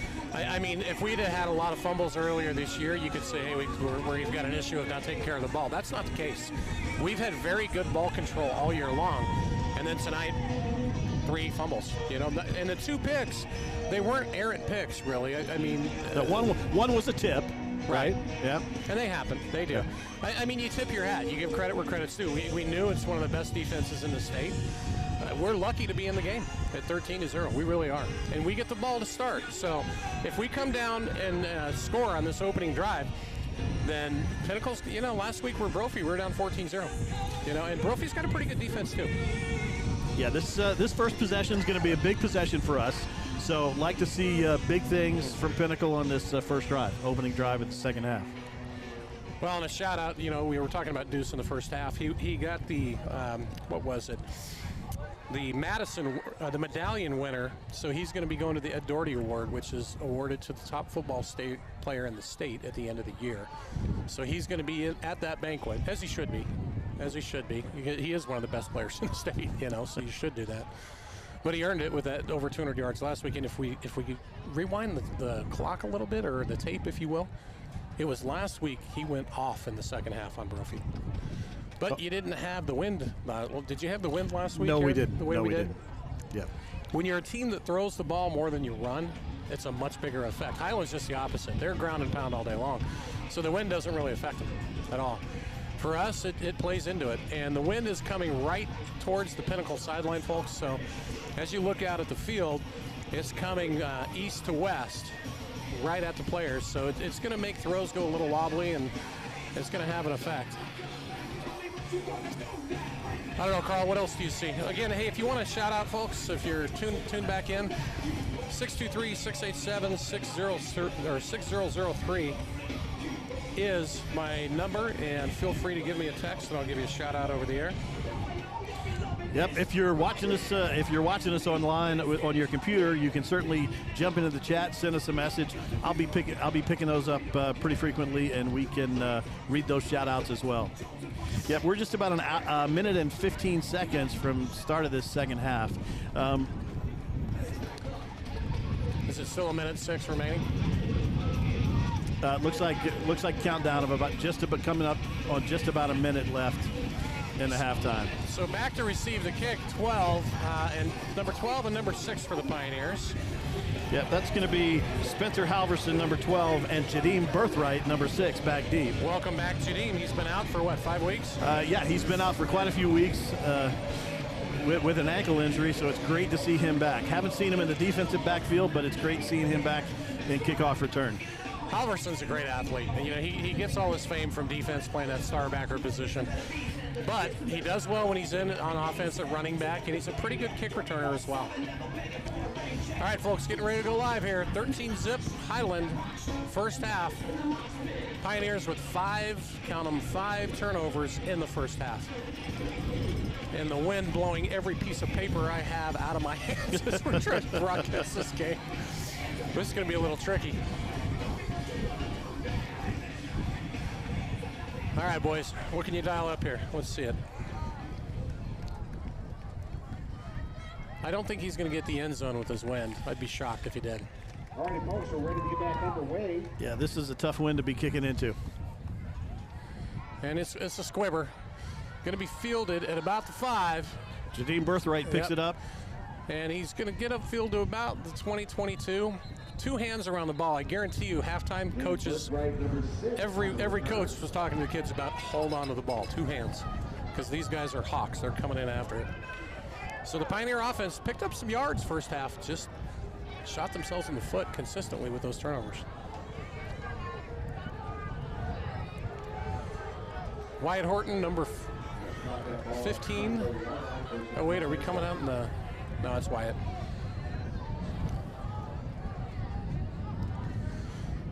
or is that Ethan Or Wall? is it Ethan Wall? Yeah, number 15 and number 18, Ethan Wall. So sometimes it's tough to pick out the difference in number, but that looks like a bigger quarterback back there.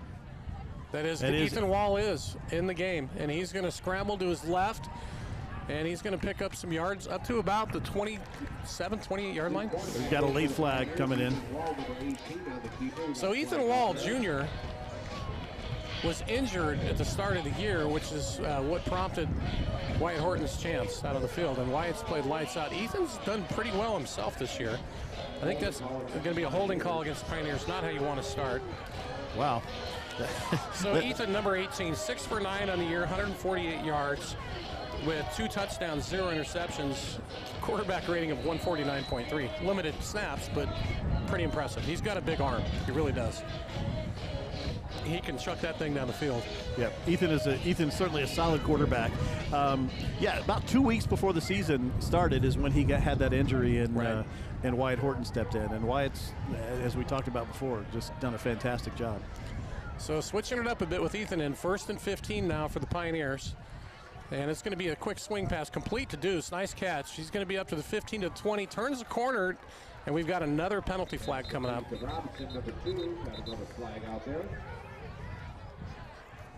Let's see if they're going to get the offense again. It is against Pinnacle. It is going to be against Pinnacle. Boy, I'll tell you, turnovers and penalties, it's unlike what I've seen the entire year tonight. That's 2 in a row, 2 holding calls back-to-back against Pinnacle. It's going to create a 1st and 30, I want to say. Goodness. 1st and about a third of the field, folks. Yeah, we're lined up on our own 10-yard line. We've got to get almost to the 35-yard line for a first down. Deuce split all the way to the bottom of your screen. Libman in the slot. Rucker in the backfield, and Ethan Wall is going to hand it off to Rucker, who's got a pretty good hole, turns it upfield, makes a nice move, and he's going to pick up a lot of yards all the way to the 20, back to the 28-yard line, and that's going to be a 2nd and 7. Fantastic hole punch for him by that offensive line. A great run by big boys up front. Well, I think they were expecting pass, so a good call. Offensive coordinator Matt Henshaw with a nice call there. Create a 2nd and 6. Deuce split to the top of your screen with Libman. True empty set, and how's Highland going to defend this? They're going to send 3, that's it. So there's some room, and I don't know, did he get the ball stripped again? I couldn't tell if the ball was stripped or maybe he just bobbled the ball and had to go down on top of it to cover it up. Difficult to see from this angle. We had the... Well, that'll create 3rd and 11 for Pinnacle. Mac Richards is going to be split to the top of your screen with Miles Libman. Colson Aaron's number 24, your tight end, split all the way down, and Deuce in the slot on the right side. Highland with that 3-man front. Are they going to send the backer? They're not. So they just rushed 3. And Horton gets the ball tipped by the middle linebacker, trying to go to Deuce, overthrown, almost picked off. That's going to create a 4th down. Yeah, again, excellent defense by the Hawks. It was. You have to give credit, you know. Good football team. They're giving us everything we can handle tonight. Let's see with this wind. This wind is coming right at us, right towards the Pinnacle sideline. So it's like playing golf. Aim for the far left side of the fairway and hope that the wind puts you back in the middle. Dylan Frick back to punt. Good, bobbles it. Gets it off, though. And we're going to get no penalty, so it's going to roll down to about the 42. That's pretty amazing that he found a hole between those defenders to get that punt off after it was bobbled. It was a good snap. Again, Alan Sukup, the long snapper, is a top-rated junior long snapper in the United States at the Coles kicking cap. So he's talented. 0.68, I think, is what the speed was. It went from the snapper to the punter. NFL averages 0.70, so that's not bad. That's crazy, but you know what? That doesn't happen by accident. He's got a private coach. He trains every day of the week, long snapping. Great kid, lives not far from me. Matter of fact, a couple days a week, I drive he and my son together to school. Walter, your quarterback for Highland, and it's going to be a handoff over the end around, and he's got room about 11 or 12. They're running those jet sweeps on us, and it's just, well, it's working. It's kind of a pistol, a little bit of a pistol look. Did they give him the first? They did. It looks like enough for a first. This is a big drive, folks. The Pinnacle's going to crawl back in this game. We've got to have some success on defense on this first drive. Trips right. Walter under center again. Now they're going to go to quads. That same jet sweep to the other side. It's open again for another 10 yards. So they're overloading the side with trips and just running a jet sweep to get an end around. So it's student body right play. Really. It's just numbers. So 2 first downs in a row. Ball to 38. Pioneers are going to switch it up a little bit on D. It looks like they have a 5-man line now. Now they're going to that 5-man look. And they're going to overload the left-hand side. Same thing. Same end around play. And he squirts through for another first down. Yeah, Brady Ponce stood him up early, but looked like couldn't get him wrapped up. Was able to slide off of him and pick up another 4 or 5 yards. It's just numbers. That's all it is. Yeah. You know, when you have all your skill kids on one side of the field, you try to pick a hole. You know, it's man on man, and it's effective at this point. They switch up their formation a bit. They're going to go strong right. Nope, here comes that motion left. Again, trips left. And the same motion. And this time they're going to go up the middle.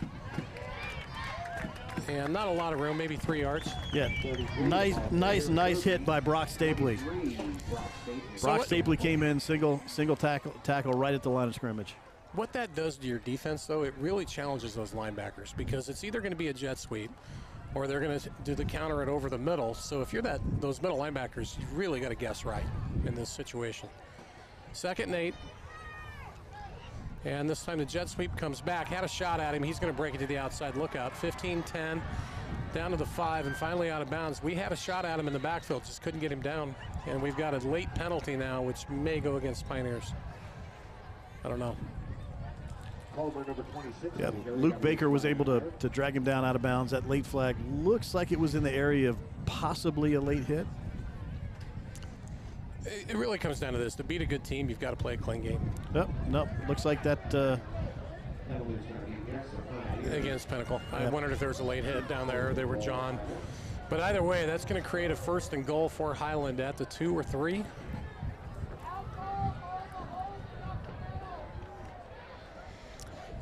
Seven minutes, 56 seconds left in the 3rd quarter, folks. Yeah, this makes for a tough game against a defense under this kind of pressure all night. It does. Yeah, it does. And this is the 2nd drive they've had this evening where they've gone down the field 50, 60 yards. So credit to their offense. Walter under center. And a handoff left side. He had a huge hole. That's touchdown for Highland. There's nobody there. So at this point, we're looking at 19-0. 7 minutes, 52 seconds left. I think I lost my lights up here, Carl. We're going to have to go cell phone light from here on out. Yep, our batteries are not holding up. Nope, it happens. Life on the road, we're good. My cell phone will take care of it. It's no biggie. Well, into kick is number 15. That's Crew Crockett, and that ball's blocked. So 19-0. 2 touchdowns, 2 two-point conversions, and a field goal away from getting back in this thing. But let's one thing at a time. Let's get a score. Pioneers, when this is all said and done, they're going to come back and look at this and you know, credit that running attack for Highland. It's pretty potent. They're finding some success. And for Pinnacle, you know, the turnovers are one thing. And the penalties. We've had our share of penalties too. So just uncharacteristic mistakes that we've had this evening. But here's where you look. With midway through the 3rd quarter, we're still not out of it. You need some momentum. You need a big play and a momentum switcher to get things kind of rolling. Birthright and Halverson back to receive the kickoff. And for Highland, let's see, you've got Crockett, number 15, kicking. doesn't show he's had any touchbacks on the year. So you may see another squibber. That one's going to have some air under it. That's going to be returnable. Taking it to 10, up to the 15. Breaking to the right. Still on his feet all the way to about the 22, 23-yard line. He's number 6 for the Pioneers. I believe that is Birthright. So Janine Birthright gets Pinnacle back in position. And there's lots of John going on. I'm not sure. Yeah, I caught the tail end of it. Looked like possibly a pancake by one of the Hawks on that return against. Now who do we have in? Do we have Wyatt or Wall? That looks like Ethan Wall. Ethan Wall. Motion left to Trips. Wall's going to throw. Dials it down, and that ball's complete to Deuce Robinson at 35-40. Deuce on his feet all the way to the 44-yard line. The clock isn't a killer yet, but you do want to hurry.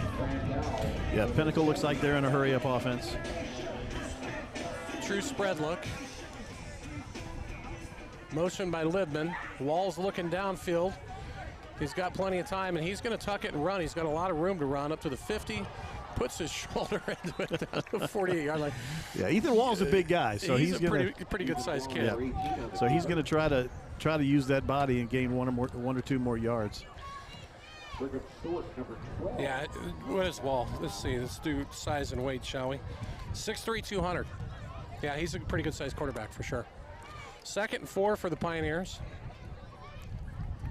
Same spread look. And Wall's going to survey the field. This time he's going to hit Libman, who's going to try to make a move and looks like it lost his footing. He's going to lose a couple yards. Yeah, it looks like Libman lost a shoe on that play. Oh, is that what happened? Yeah. Shoe slipped off. All right, so 3rd and 7, a very important 3rd and 7 with 6 minutes, 35 seconds left and counting in the 3rd quarter for Pinnacle to try to get back into this thing. Colson Aarons, number 24, down in your slot position to the right. Trips left. Wall's going to look left, and he's going to hit the check down, but he misfires. That wind makes it tough. Wall's pass incomplete. Intended receiver number 3, Libman. Now we're looking at 4th down. We got the punting unit on? Yep. I see Frick moving back into punt formation. So number 21, your punter is Dylan Frick.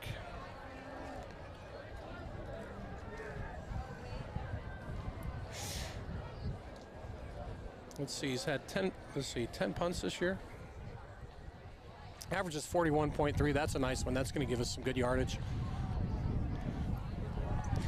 Can't quite get all the way down to it, though. So it's going to roll in for a touchback. Boy, that was close. All right, 6:09 left. Let me give one shout out here. The parents of Pinnacle, POP is the main booster club on the Pinnacle High School campus. POP sponsors and pays for teacher and staff appreciation, project grad, scholarships, and many other project needs.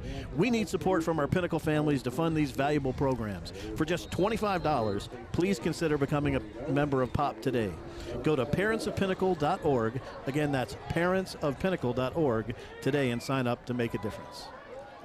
So Highland back out on offense. Walters, number 4, your quarterback. He's going to look to his right. The quarterback draw. A little bit of room. Maybe picked up 3 yards.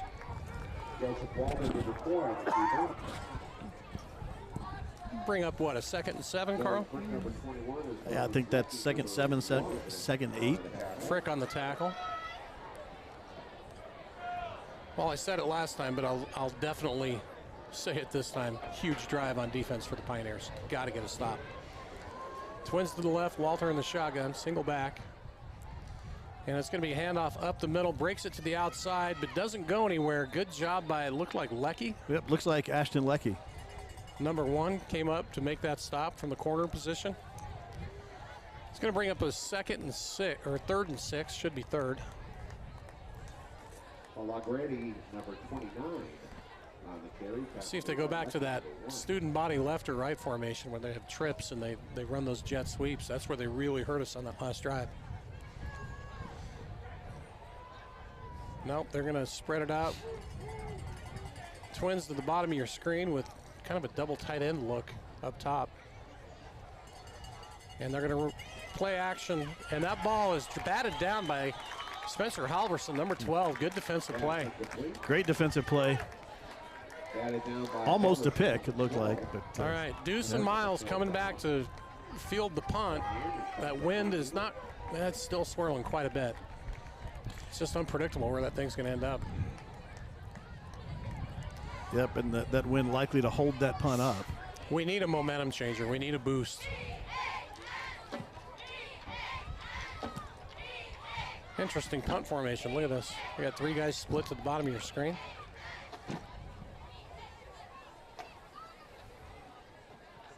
And he gets a lot of height on that, not a lot of distance. Kind of goes off the side of his foot and takes a huge Pinnacle bounce.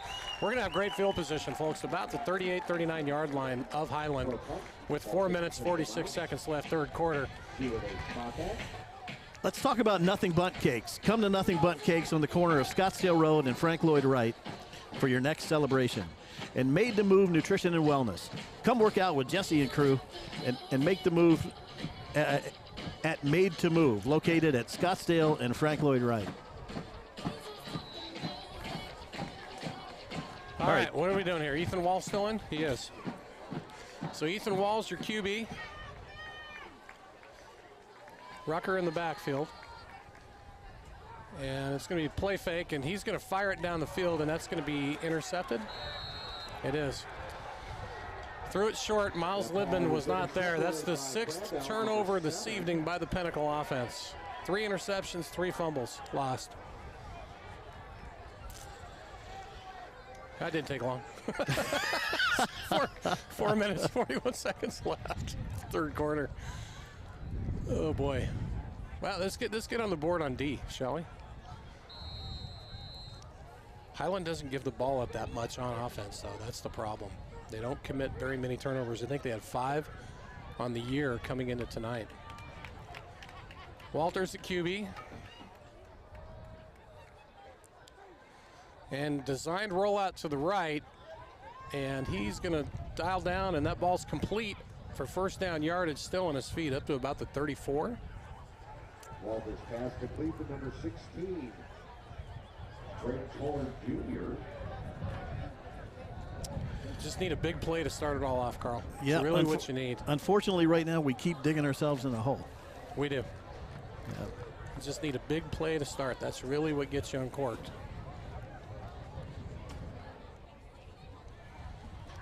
Yeah, and these kids, you know this is a tough game for them. They've had a great season. Coming off, I believe, a 5-game win streak at this point. Since Liberty, yeah. Right. So 1st and 10, Highland from the 34. In motion over to a strong right formation. Play action again. And he's dialing it up really deep this time. He's got a receiver. And that's going to be defensive interference on Pinnacle. He did have a step. I don't know if he would have been able to get to that ball or not, but it was interference. There's no doubt. So that's going to move it 10 yards down the field and bring up another first down. You know, with that wind, that was a pretty healthy throw. That was. That's about 45, 50 yards in the air. Walters has got a bit of a gun on him. Trips to the left. Now here's that same formation. They were running jet sweeps on us, but they don't have a slot this time. So you're just going to see ground and pound over to the right-hand side. Good for about 6 or 7. The clock becomes an issue now. 4 minutes, 14 seconds and counting, third quarter, down 19.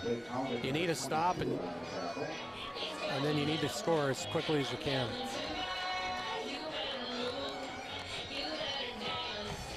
So 2nd and 4 for Highland.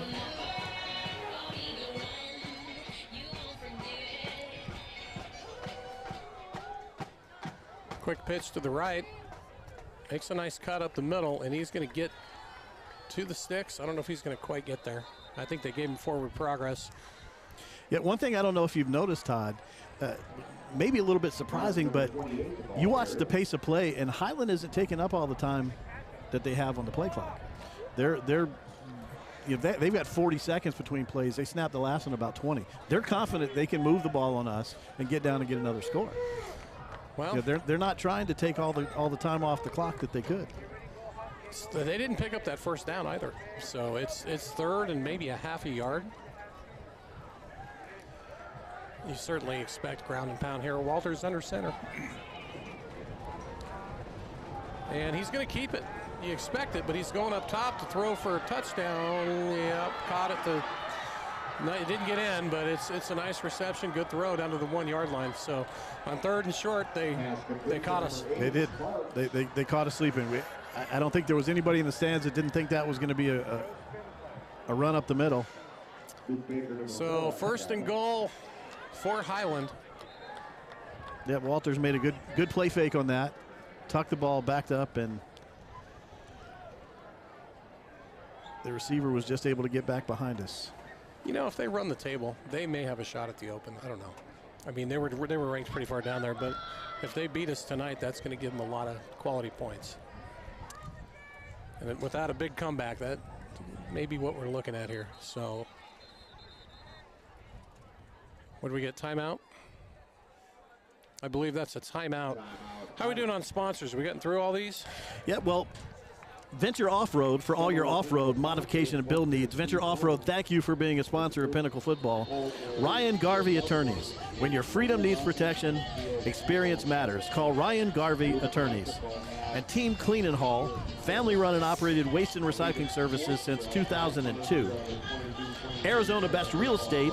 Need to buy or sell a residential property? For all your real estate needs, both locally and nationwide, we're here to serve you and provide solutions.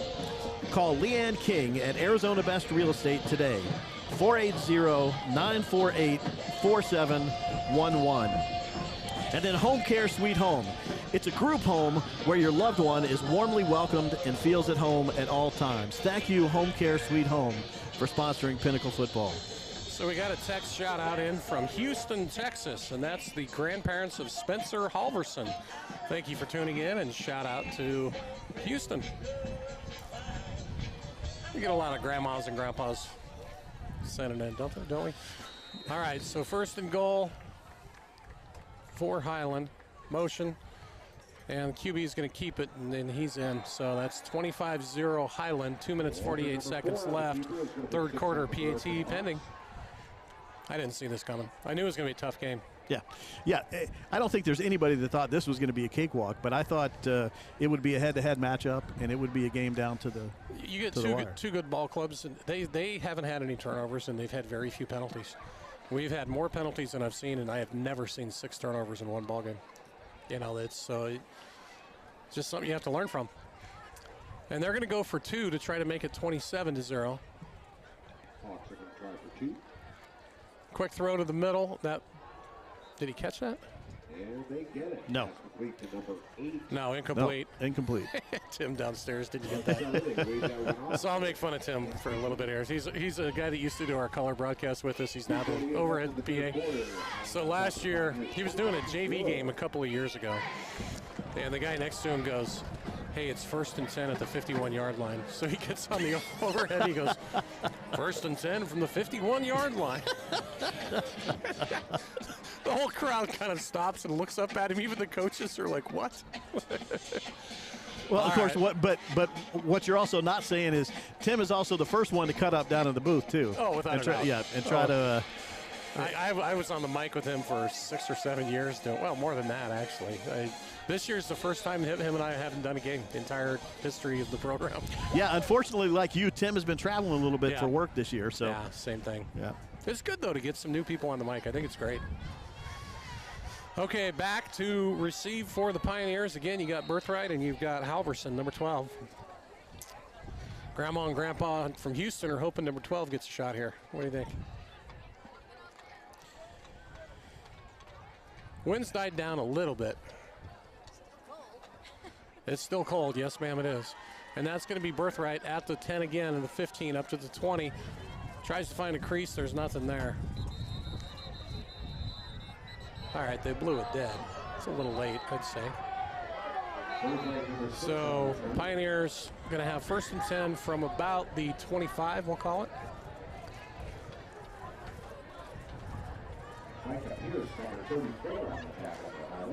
And Ethan Wall still in the ball game, I believe. Yeah, White Horton is on the sideline, so. From the 26, Ethan Wall in the shotgun. Deuce Robinson split. He's actually in the slot, I believe, to the left, bottom of your screen. And it's going to be a handoff up the middle for about 4 or 5 yards. Trucker Rucker picking up about, 5 we'll call it. Down 25 though, third quarter, 2 minutes, 27 seconds. You got to, to have any chance, you got to get in quick. Yeah, there's we've got no time to waste, that's for sure. Deuce split way up to the top of your screen. Highland's going to send a linebacker, and it's another run. Jacoby hopscotches his way for about 4 or 5, and I think he's going to get a first down.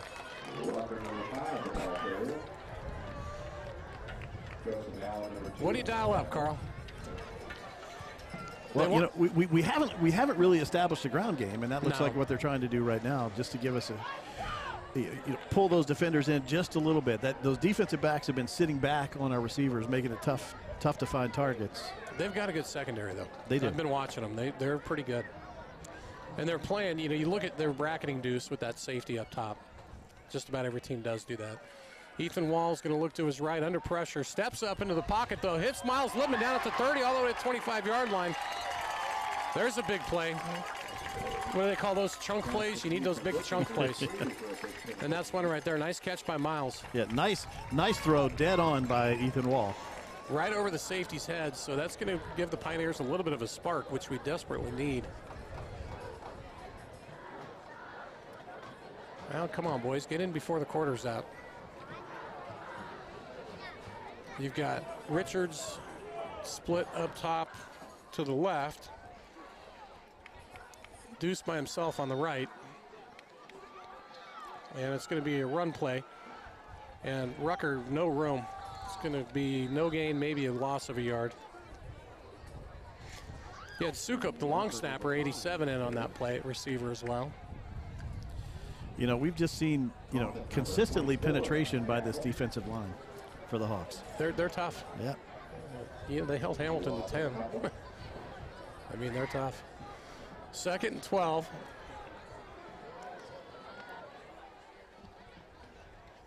And they're going to send 4. Ethan Wall,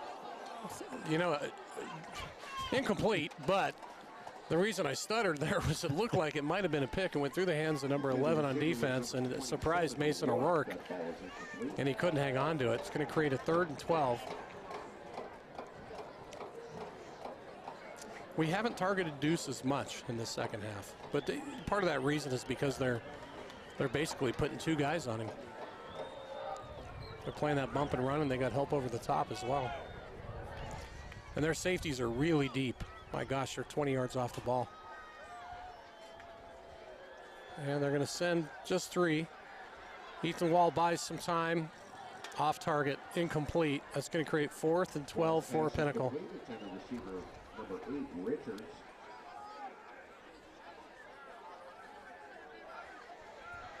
.8 seconds left in the third quarter. Pinnacle down 25-0. Facing a 4th and 12 from the 32-yard line of Highland. Going to go trips up top. And Littman and Deuce on the bottom of your screen. Here comes the blitz. Wall lets it go and throws it too short for Deuce. Looks like that ball just rolled off the back of his hand. Yeah. He couldn't. Yeah, he was a little off target. Yeah. The only way that works is if Deuce catches it in stride. So turnover on downs.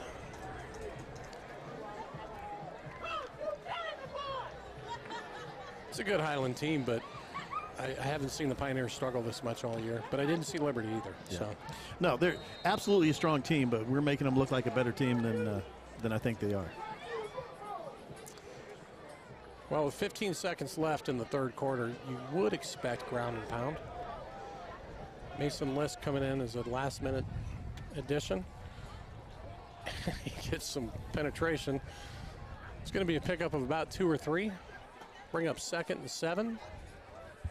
Brady, number 29, carry. All right, defense, see if you can get a stop here. That's the end of the 3rd quarter, folks. 25-0 Highland. So Reuben Electrical, we have the Pioneer power. Reuben Electrical, we need you now. We've got 1 quarter and we need some Pioneer power, that's for sure. We do. And Arena Sports Grill, proud sponsors of the 22-23 Pinnacle football program. Thank you, Arena Sports Grill, for your support. Upper Crust, feeding Pinnacle football teams since 2010. Along with Cimarron River Company, your premier destination for Native American, Indian jewelry, and Southwest home decor. Spine Fit Chiropractic and Rehabilitation is proud to maintain athletes' top physical condition, relieve pain, and restore wellness. Thank you, Spine Fit Chiropractic and Rehabilitation. And then Best Home Appliances. At the corner of Tatum and Bell is your local Pinnacle family-owned source for luxury appliances. An American Valet Company, a trusted parking management company serving businesses across the Southwest since 1980. Thank you all for sponsoring and supporting Pinnacle football. All right, 4th quarter. Adversity with the capital A, being down 25. Highland with the ball. 4-man front for the Pioneers, and it's going to be a read option. A little bit of a hole on the left-hand side. He's going to pick up about 7. And now we've got penalty flags coming in again. It's been pretty lopsided tonight. We've had a lot more calls against us for sure. Although this time, they're going to take it off against Highland. So Highland's going to move back all the way to their own 20. And that's going to create a 3rd down and 18 maybe. Well, let's get a stop. Crazier things have happened, Carl.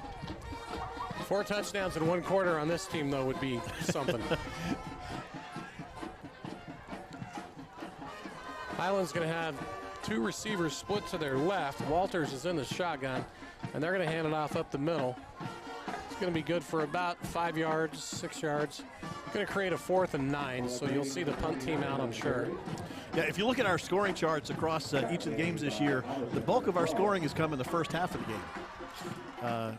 Unlike last week against Brophy, where we scored 18 points in the second half. So statistically, that doesn't bode well for us right now. No. Well, you've got Deuce and Miles back again to get a punt. You hope once tonight they can get a run at it. It just hasn't worked out that way. They've kicked away from them, or the wind's taking the ball. Taking their sweet time, though. You might see one finally. It's going to be Miles Lidman. Catches it. Oh, fair catch. Did he not? What did we... His knee must have hit the ground. That was weird, because I didn't see a fair catch. No, I didn't see a fair catch. I didn't see him signal a fair catch, and I didn't see a whistle. Then he took off, and we heard the whistles blowing. That's bizarre. That's what he thought. He's like, well, maybe his knee. They called his knee down, but that was a delayed call. Pioneers back on offense. Ethan Wall, your quarterback, number 18. 10 minutes, 51 seconds left in the ball game. I'd like to get on the board here. Confidence booster, if nothing else.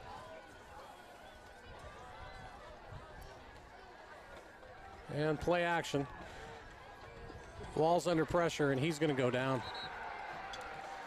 Was trying to dial it up deep, but he ran out of time. It's a good defensive line. You know, you're not going to have more than 3-4 seconds to throw unless you scramble and create some room with your legs. And had his eyes downfield, and they just caught up to him. So 2nd and 14.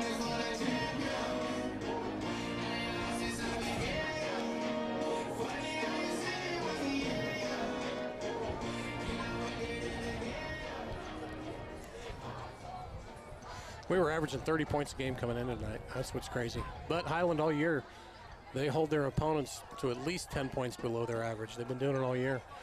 Good move.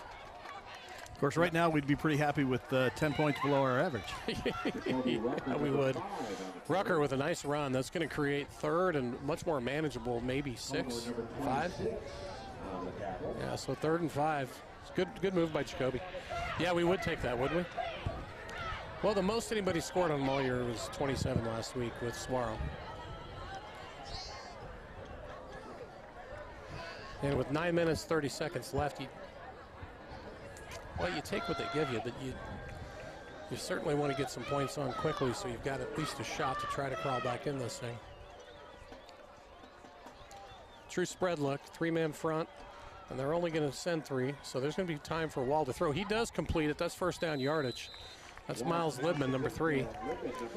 So that'll move the chains.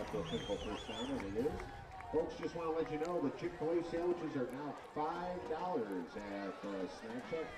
$5 Chick-fil-A sandwiches. Same formation. They're going to stay with the true spread. Libman in motion. Penalty flag's already thrown, and Ethan Wall's going to complete it down the middle to Deuce Robinson. Still on his feet, all the way down to the 45-yard line. We got to check that penalty, though. Looks like it's going to be offsides because they're. Oh no, it's on us. What'd they call holding? I didn't. They threw it right after the whistles. As soon as the ball was snapped, the flag came out. Right. So I'm trying to figure out what you could do in that amount of time to get a penalty, unless it's a motion penalty. I didn't catch the call. I didn't either, but it looks like they're backing about 5 yards, so it must have been a motion. Well, 1st and 15 for Pinnacle then. 37-yard line. Deuce Robinson split all the way to the top of your screen. Ethan Wall's going to scramble to his right, and he overshoots Colson Ahrens, tight end. It's going to create a 3rd and 15. Colson Ahrens, number 24, was the intended. I think. the guy running the yardage, isn't that now 3rd down and 15? He's saying it's 2nd. It's going to be the 5-down CU Missouri game from 15 years ago. Well, we've got second there. We've got 1st on the clock, so I'm not. Yeah, we'll figure it out. Yeah. It's going to be a handoff up the middle. Nice little hole, and O'Rourke. Great run for 1st down yardage from Mason O'Rourke. So it doesn't matter what down it was. Right. Now it's 1st down. Doesn't matter. Yep. Great run. Great run by Mason O'Rourke. Well, they're going with a hurry up now with 8 minutes, 15 seconds left. Motion by Libman to make it trips up top. Wall's under pressure. Escapes it, though. He bought some time. Can he find a receiver? He cannot. He wants it. That was He pitched that ball out? He did. And yeah, okay. Looks like he was trying to get Libman to release. You know, it's a little chaotic when the announcer goes, Not sure what to say here. 2nd and 13 for Pinnacle. 7:45 left in the game. 25-0 Highland. Deuce Robinson split all the way to the bottom of your screen. Number 3, Miles Libman in the slot.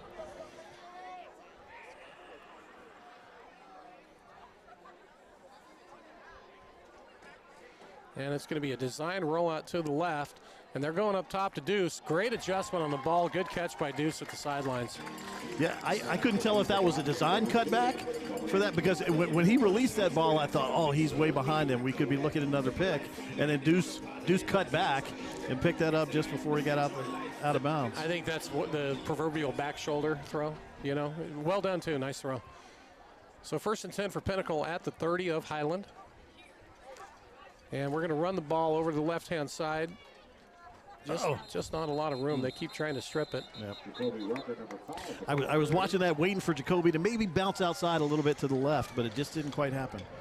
You know what? They're very sound on defense with how they tackle. And to your point, I mean, we've had, 3 interceptions, 3 fumbles. So they've stripped it 3 times tonight. Yeah, not even to speak of how hard they're hitting the ball. Yeah, they're hitting the. They're fundamentally very sound on defense. There's no question. It looks like Pinnacle called the timeout before the ball was snapped. Yeah, we've seen some of the hardest hits against Pinnacle that we've seen all year with this Hawk team. Liberty hits our team. Yeah. Well, folks, next week we have Saguaro, I believe, coming to the Pinnacle Stadium. We correct? do. Yep. The last time Pinnacle and Saguaro played, Pinnacle won that ballgame. What? How long ago? Oh, we're going back in time now. Yeah, I was going to say, because 2015. I've been with the program for, I guess, 3 years now, and we haven't played Saguaro. It was 2000. I want to say the 2014. No, it was the 15 season. 14 or 15 season, one of the two. I think Spencer was a freshman when they beat him. Wow. So, yeah, we did. That's the last time Dana and Jason Mons have squared off against each other. See if I can't get a light on and get a couple more sponsor reads in here. American Valet Company, a trusted parking management company serving businesses across the Southwest since 1980. I think that's their second read. Santucci Orthodontics, accomplished professionals dedicated to making your smile a healthy reflection of you. Live life smiling. Ethan Wall in the shotgun, true spread look. And they're going to rush 4, put some pressure on him. They almost got to him, but Wall escapes. He's going to pick up some positive yardage. Oh, that's going to be a block in the back on Jacoby Rucker. Yeah, Jacoby Rucker laid a pretty big hit. Didn't know if it was in the back or the front. Yeah, I couldn't tell if it was in the back or maybe he was just out of bounds. But well, they call blindsides now. Yeah, right. True. So true. It could have been that. It could have been clean, but could have just personal foul. Yeah. So they're calling it as a blindside. Blindside is what they're doing.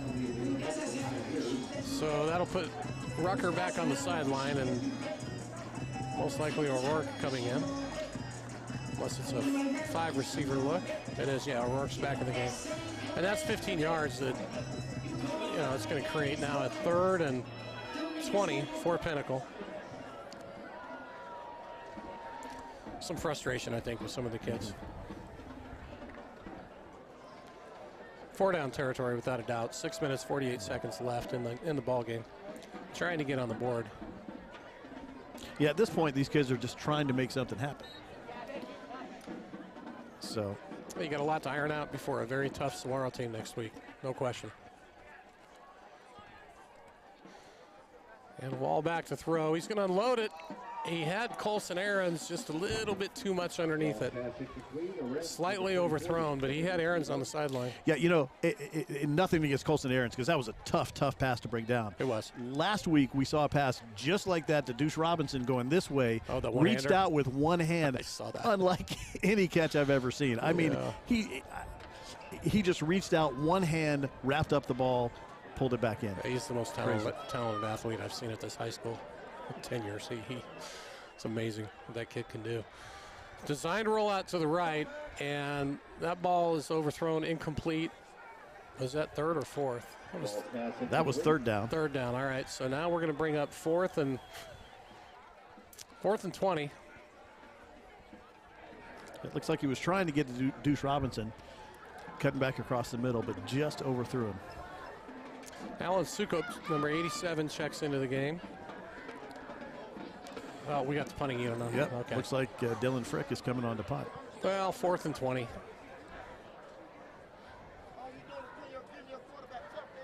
Pretty tall order to come back on this defense. So the Pioneers are going to boot it. Maybe. You might see a fake here. Who knows?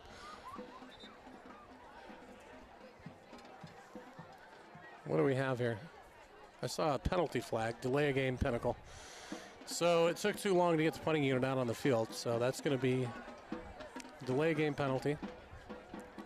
Move us back to the 43-yard line. Now they have somebody back to return the punt. They didn't before.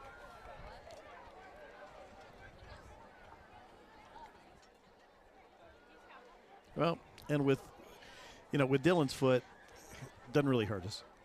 No, he's a good punter.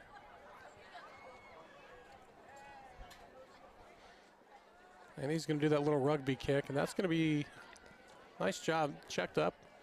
Oh, they had it yeah. So about the 7-yard line. So Highland's going to take over. It looks like he called a touchback. No, it was down at the 7. That's what I thought, but They're going to call I that could- one a touchback. It'll be What? Highland ball, first and 10 on their own He 20. touched it. I guess all I can say is the official you is right must- there. okay, I'm down here. But You've got to be able to down it, not just touch it. Is that what the rule is? I'd have to double check the rule. I thought it was the minute you touched it. It was dead. I thought that too. I'm just going to look at a replay here to see if I can see. No, they're taking it back. Yeah, they're taking it back to the 7-yard line. Yeah. The official down the end zone called it a touchback. Yeah, but he probably didn't see that it was touched upfield. Good reversal from the men in black and white. Well, boys, 6:28 left. Here's what you look for in a game like this where nothing's really gone your way. Just keep playing hard. Just keep playing hard. That's all you can do. Yep, you're playing for pride at this point. Yep. Stay in the ball game. Run up the do middle. everything you can. He breaks a couple of tackles. Wow. This kid's a beast. A good run. 33 again for Highland is Kirby. He's a junior. Yeah, finally brought down by looks like Dylan Frick and Blake Haugen. Well, at 5'11", 204, he's going to break a couple of tackles. So first down for Highland. Yeah, and I got to believe these guys are just tired at this point. Oh, there's no question. They've spent what seems like all night on the field. Defense has been out there quite a bit, no question. So Walters in the shotgun. And it's going to be another run to the left-hand side. This time, nothing doing. Trying to strip the ball. Number 10, Parker Glynn's in there trying to dig that thing out, but Number 33 to the ball. just couldn't quite get it. Bring up a 2nd and 12 for Highland. 5 minutes, 25 seconds left and counting. Well, you knew when the schedule came out, the final 3 games were going to be a gauntlet. Yep. You started talking about that the third game of the season. Oh, yeah. Well, it's going to drop us to 2-1 in league play. It'll drop our rankings down. How much, we'll see.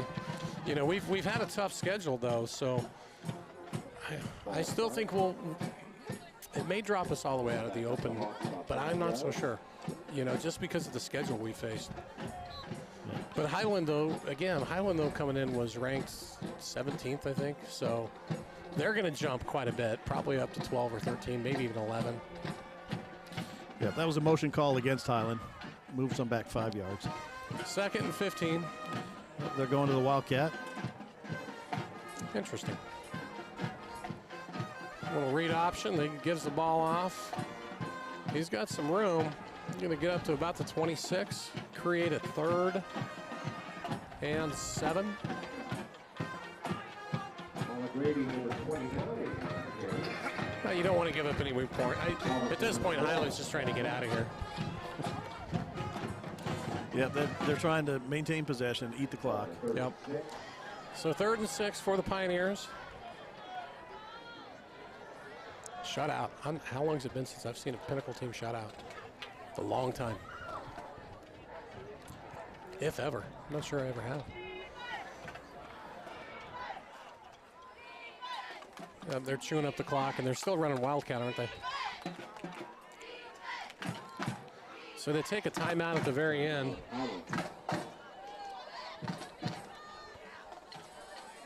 Any more sponsors we missed, Carl? Or did we get them all? No, I think we've still got a couple. In-N-Out Burger, our local burger joint at Desert Ridge Marketplace. Quality you can taste and where quality counts. And then Stoats Equipment, our vision to be the best equipment dealer in the world, now celebrating 75 years. And the Horton Team Platinum Living Realty. The Horton Team is a proud sponsor of Pinnacle football. If you're looking to buy or sell a property, put our 20-plus years of experience to work for you. Call, email, or text Matt Horton, 480-227-3311. That's 480-227-3311. And Rowdy Hair, Rowdy by Choice, certified, sustainable, full-service salon and spa. Studio conveniently located in Desert Ridge. Thank you for your support of the Pinnacle Pioneers football program. All right, back to action. 3rd and 7 for Highland. 3 minutes, 54 seconds left in the ballgame. And they're going to go back into that Wildcat formation.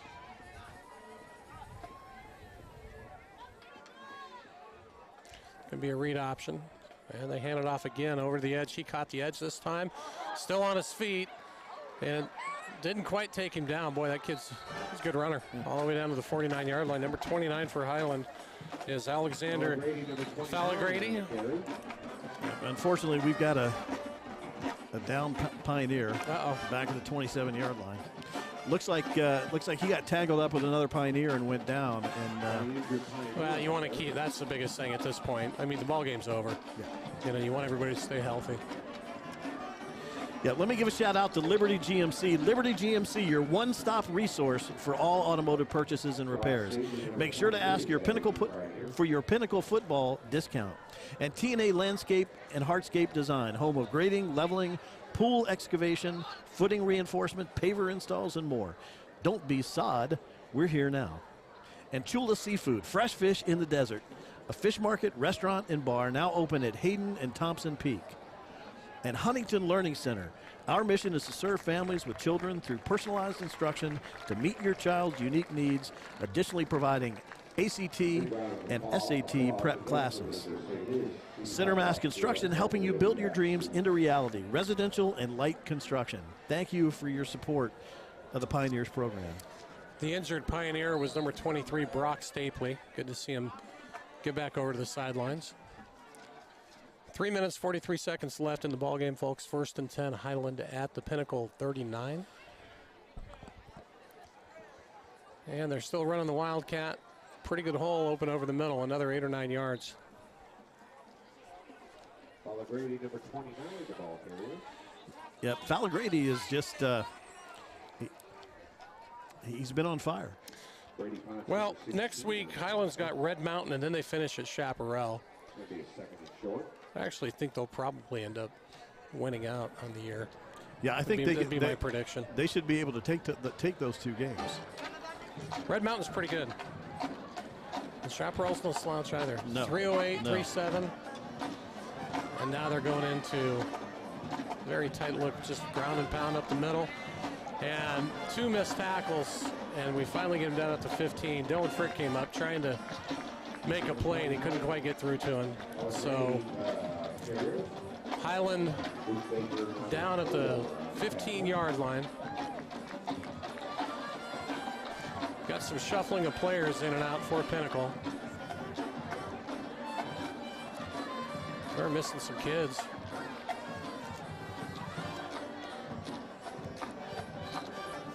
They got 11 out there. Okay.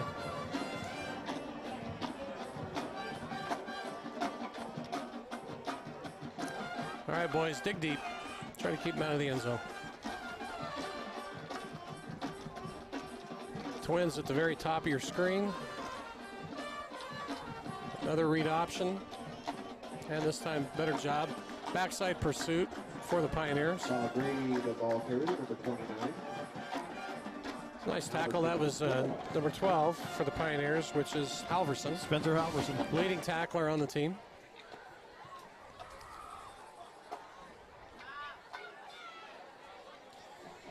So 2nd and 10 for Highland. Now the clock at 1:50 and counting.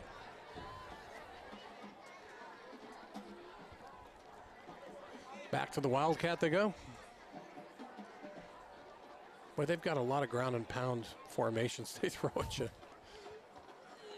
And they're going to, fumble. Ball's on the ground. Hey, what do you know? Fall on it. We got a turnover. All right. Day late and $1 short, but we got one. Yeah. So Halverson comes up with the turnover for the Pioneers. Took 46 and a half minutes to get there, but we finally got a turnover. Yeah. You know, you have to learn from the game. Obviously, an uncharacteristic game for this Pioneer team. We've had a fantastic season. They've played well. They've gelled well together. Just tonight, we played a tough team, and then we were our own worst enemy when it came to turnovers and penalties. Well, you give credit to the Highland defense on helping to create those turnovers. Oh, sure. You know, you have to. But, yeah, 6 turnovers in 10 years, I'm not sure if I've ever seen that. It's a lot. And this year's team just doesn't turn the ball over like that. Run up the middle. Mason O'Rourke playing hard, running hard.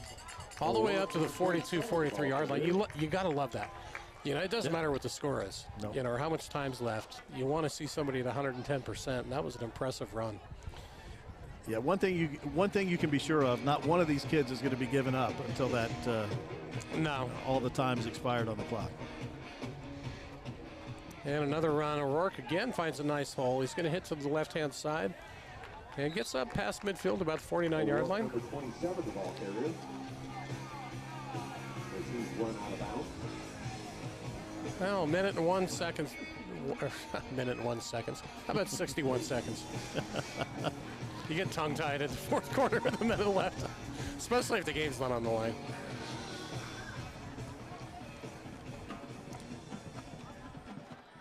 So Ethan Wallen, Jacoby Rucker is your tailback.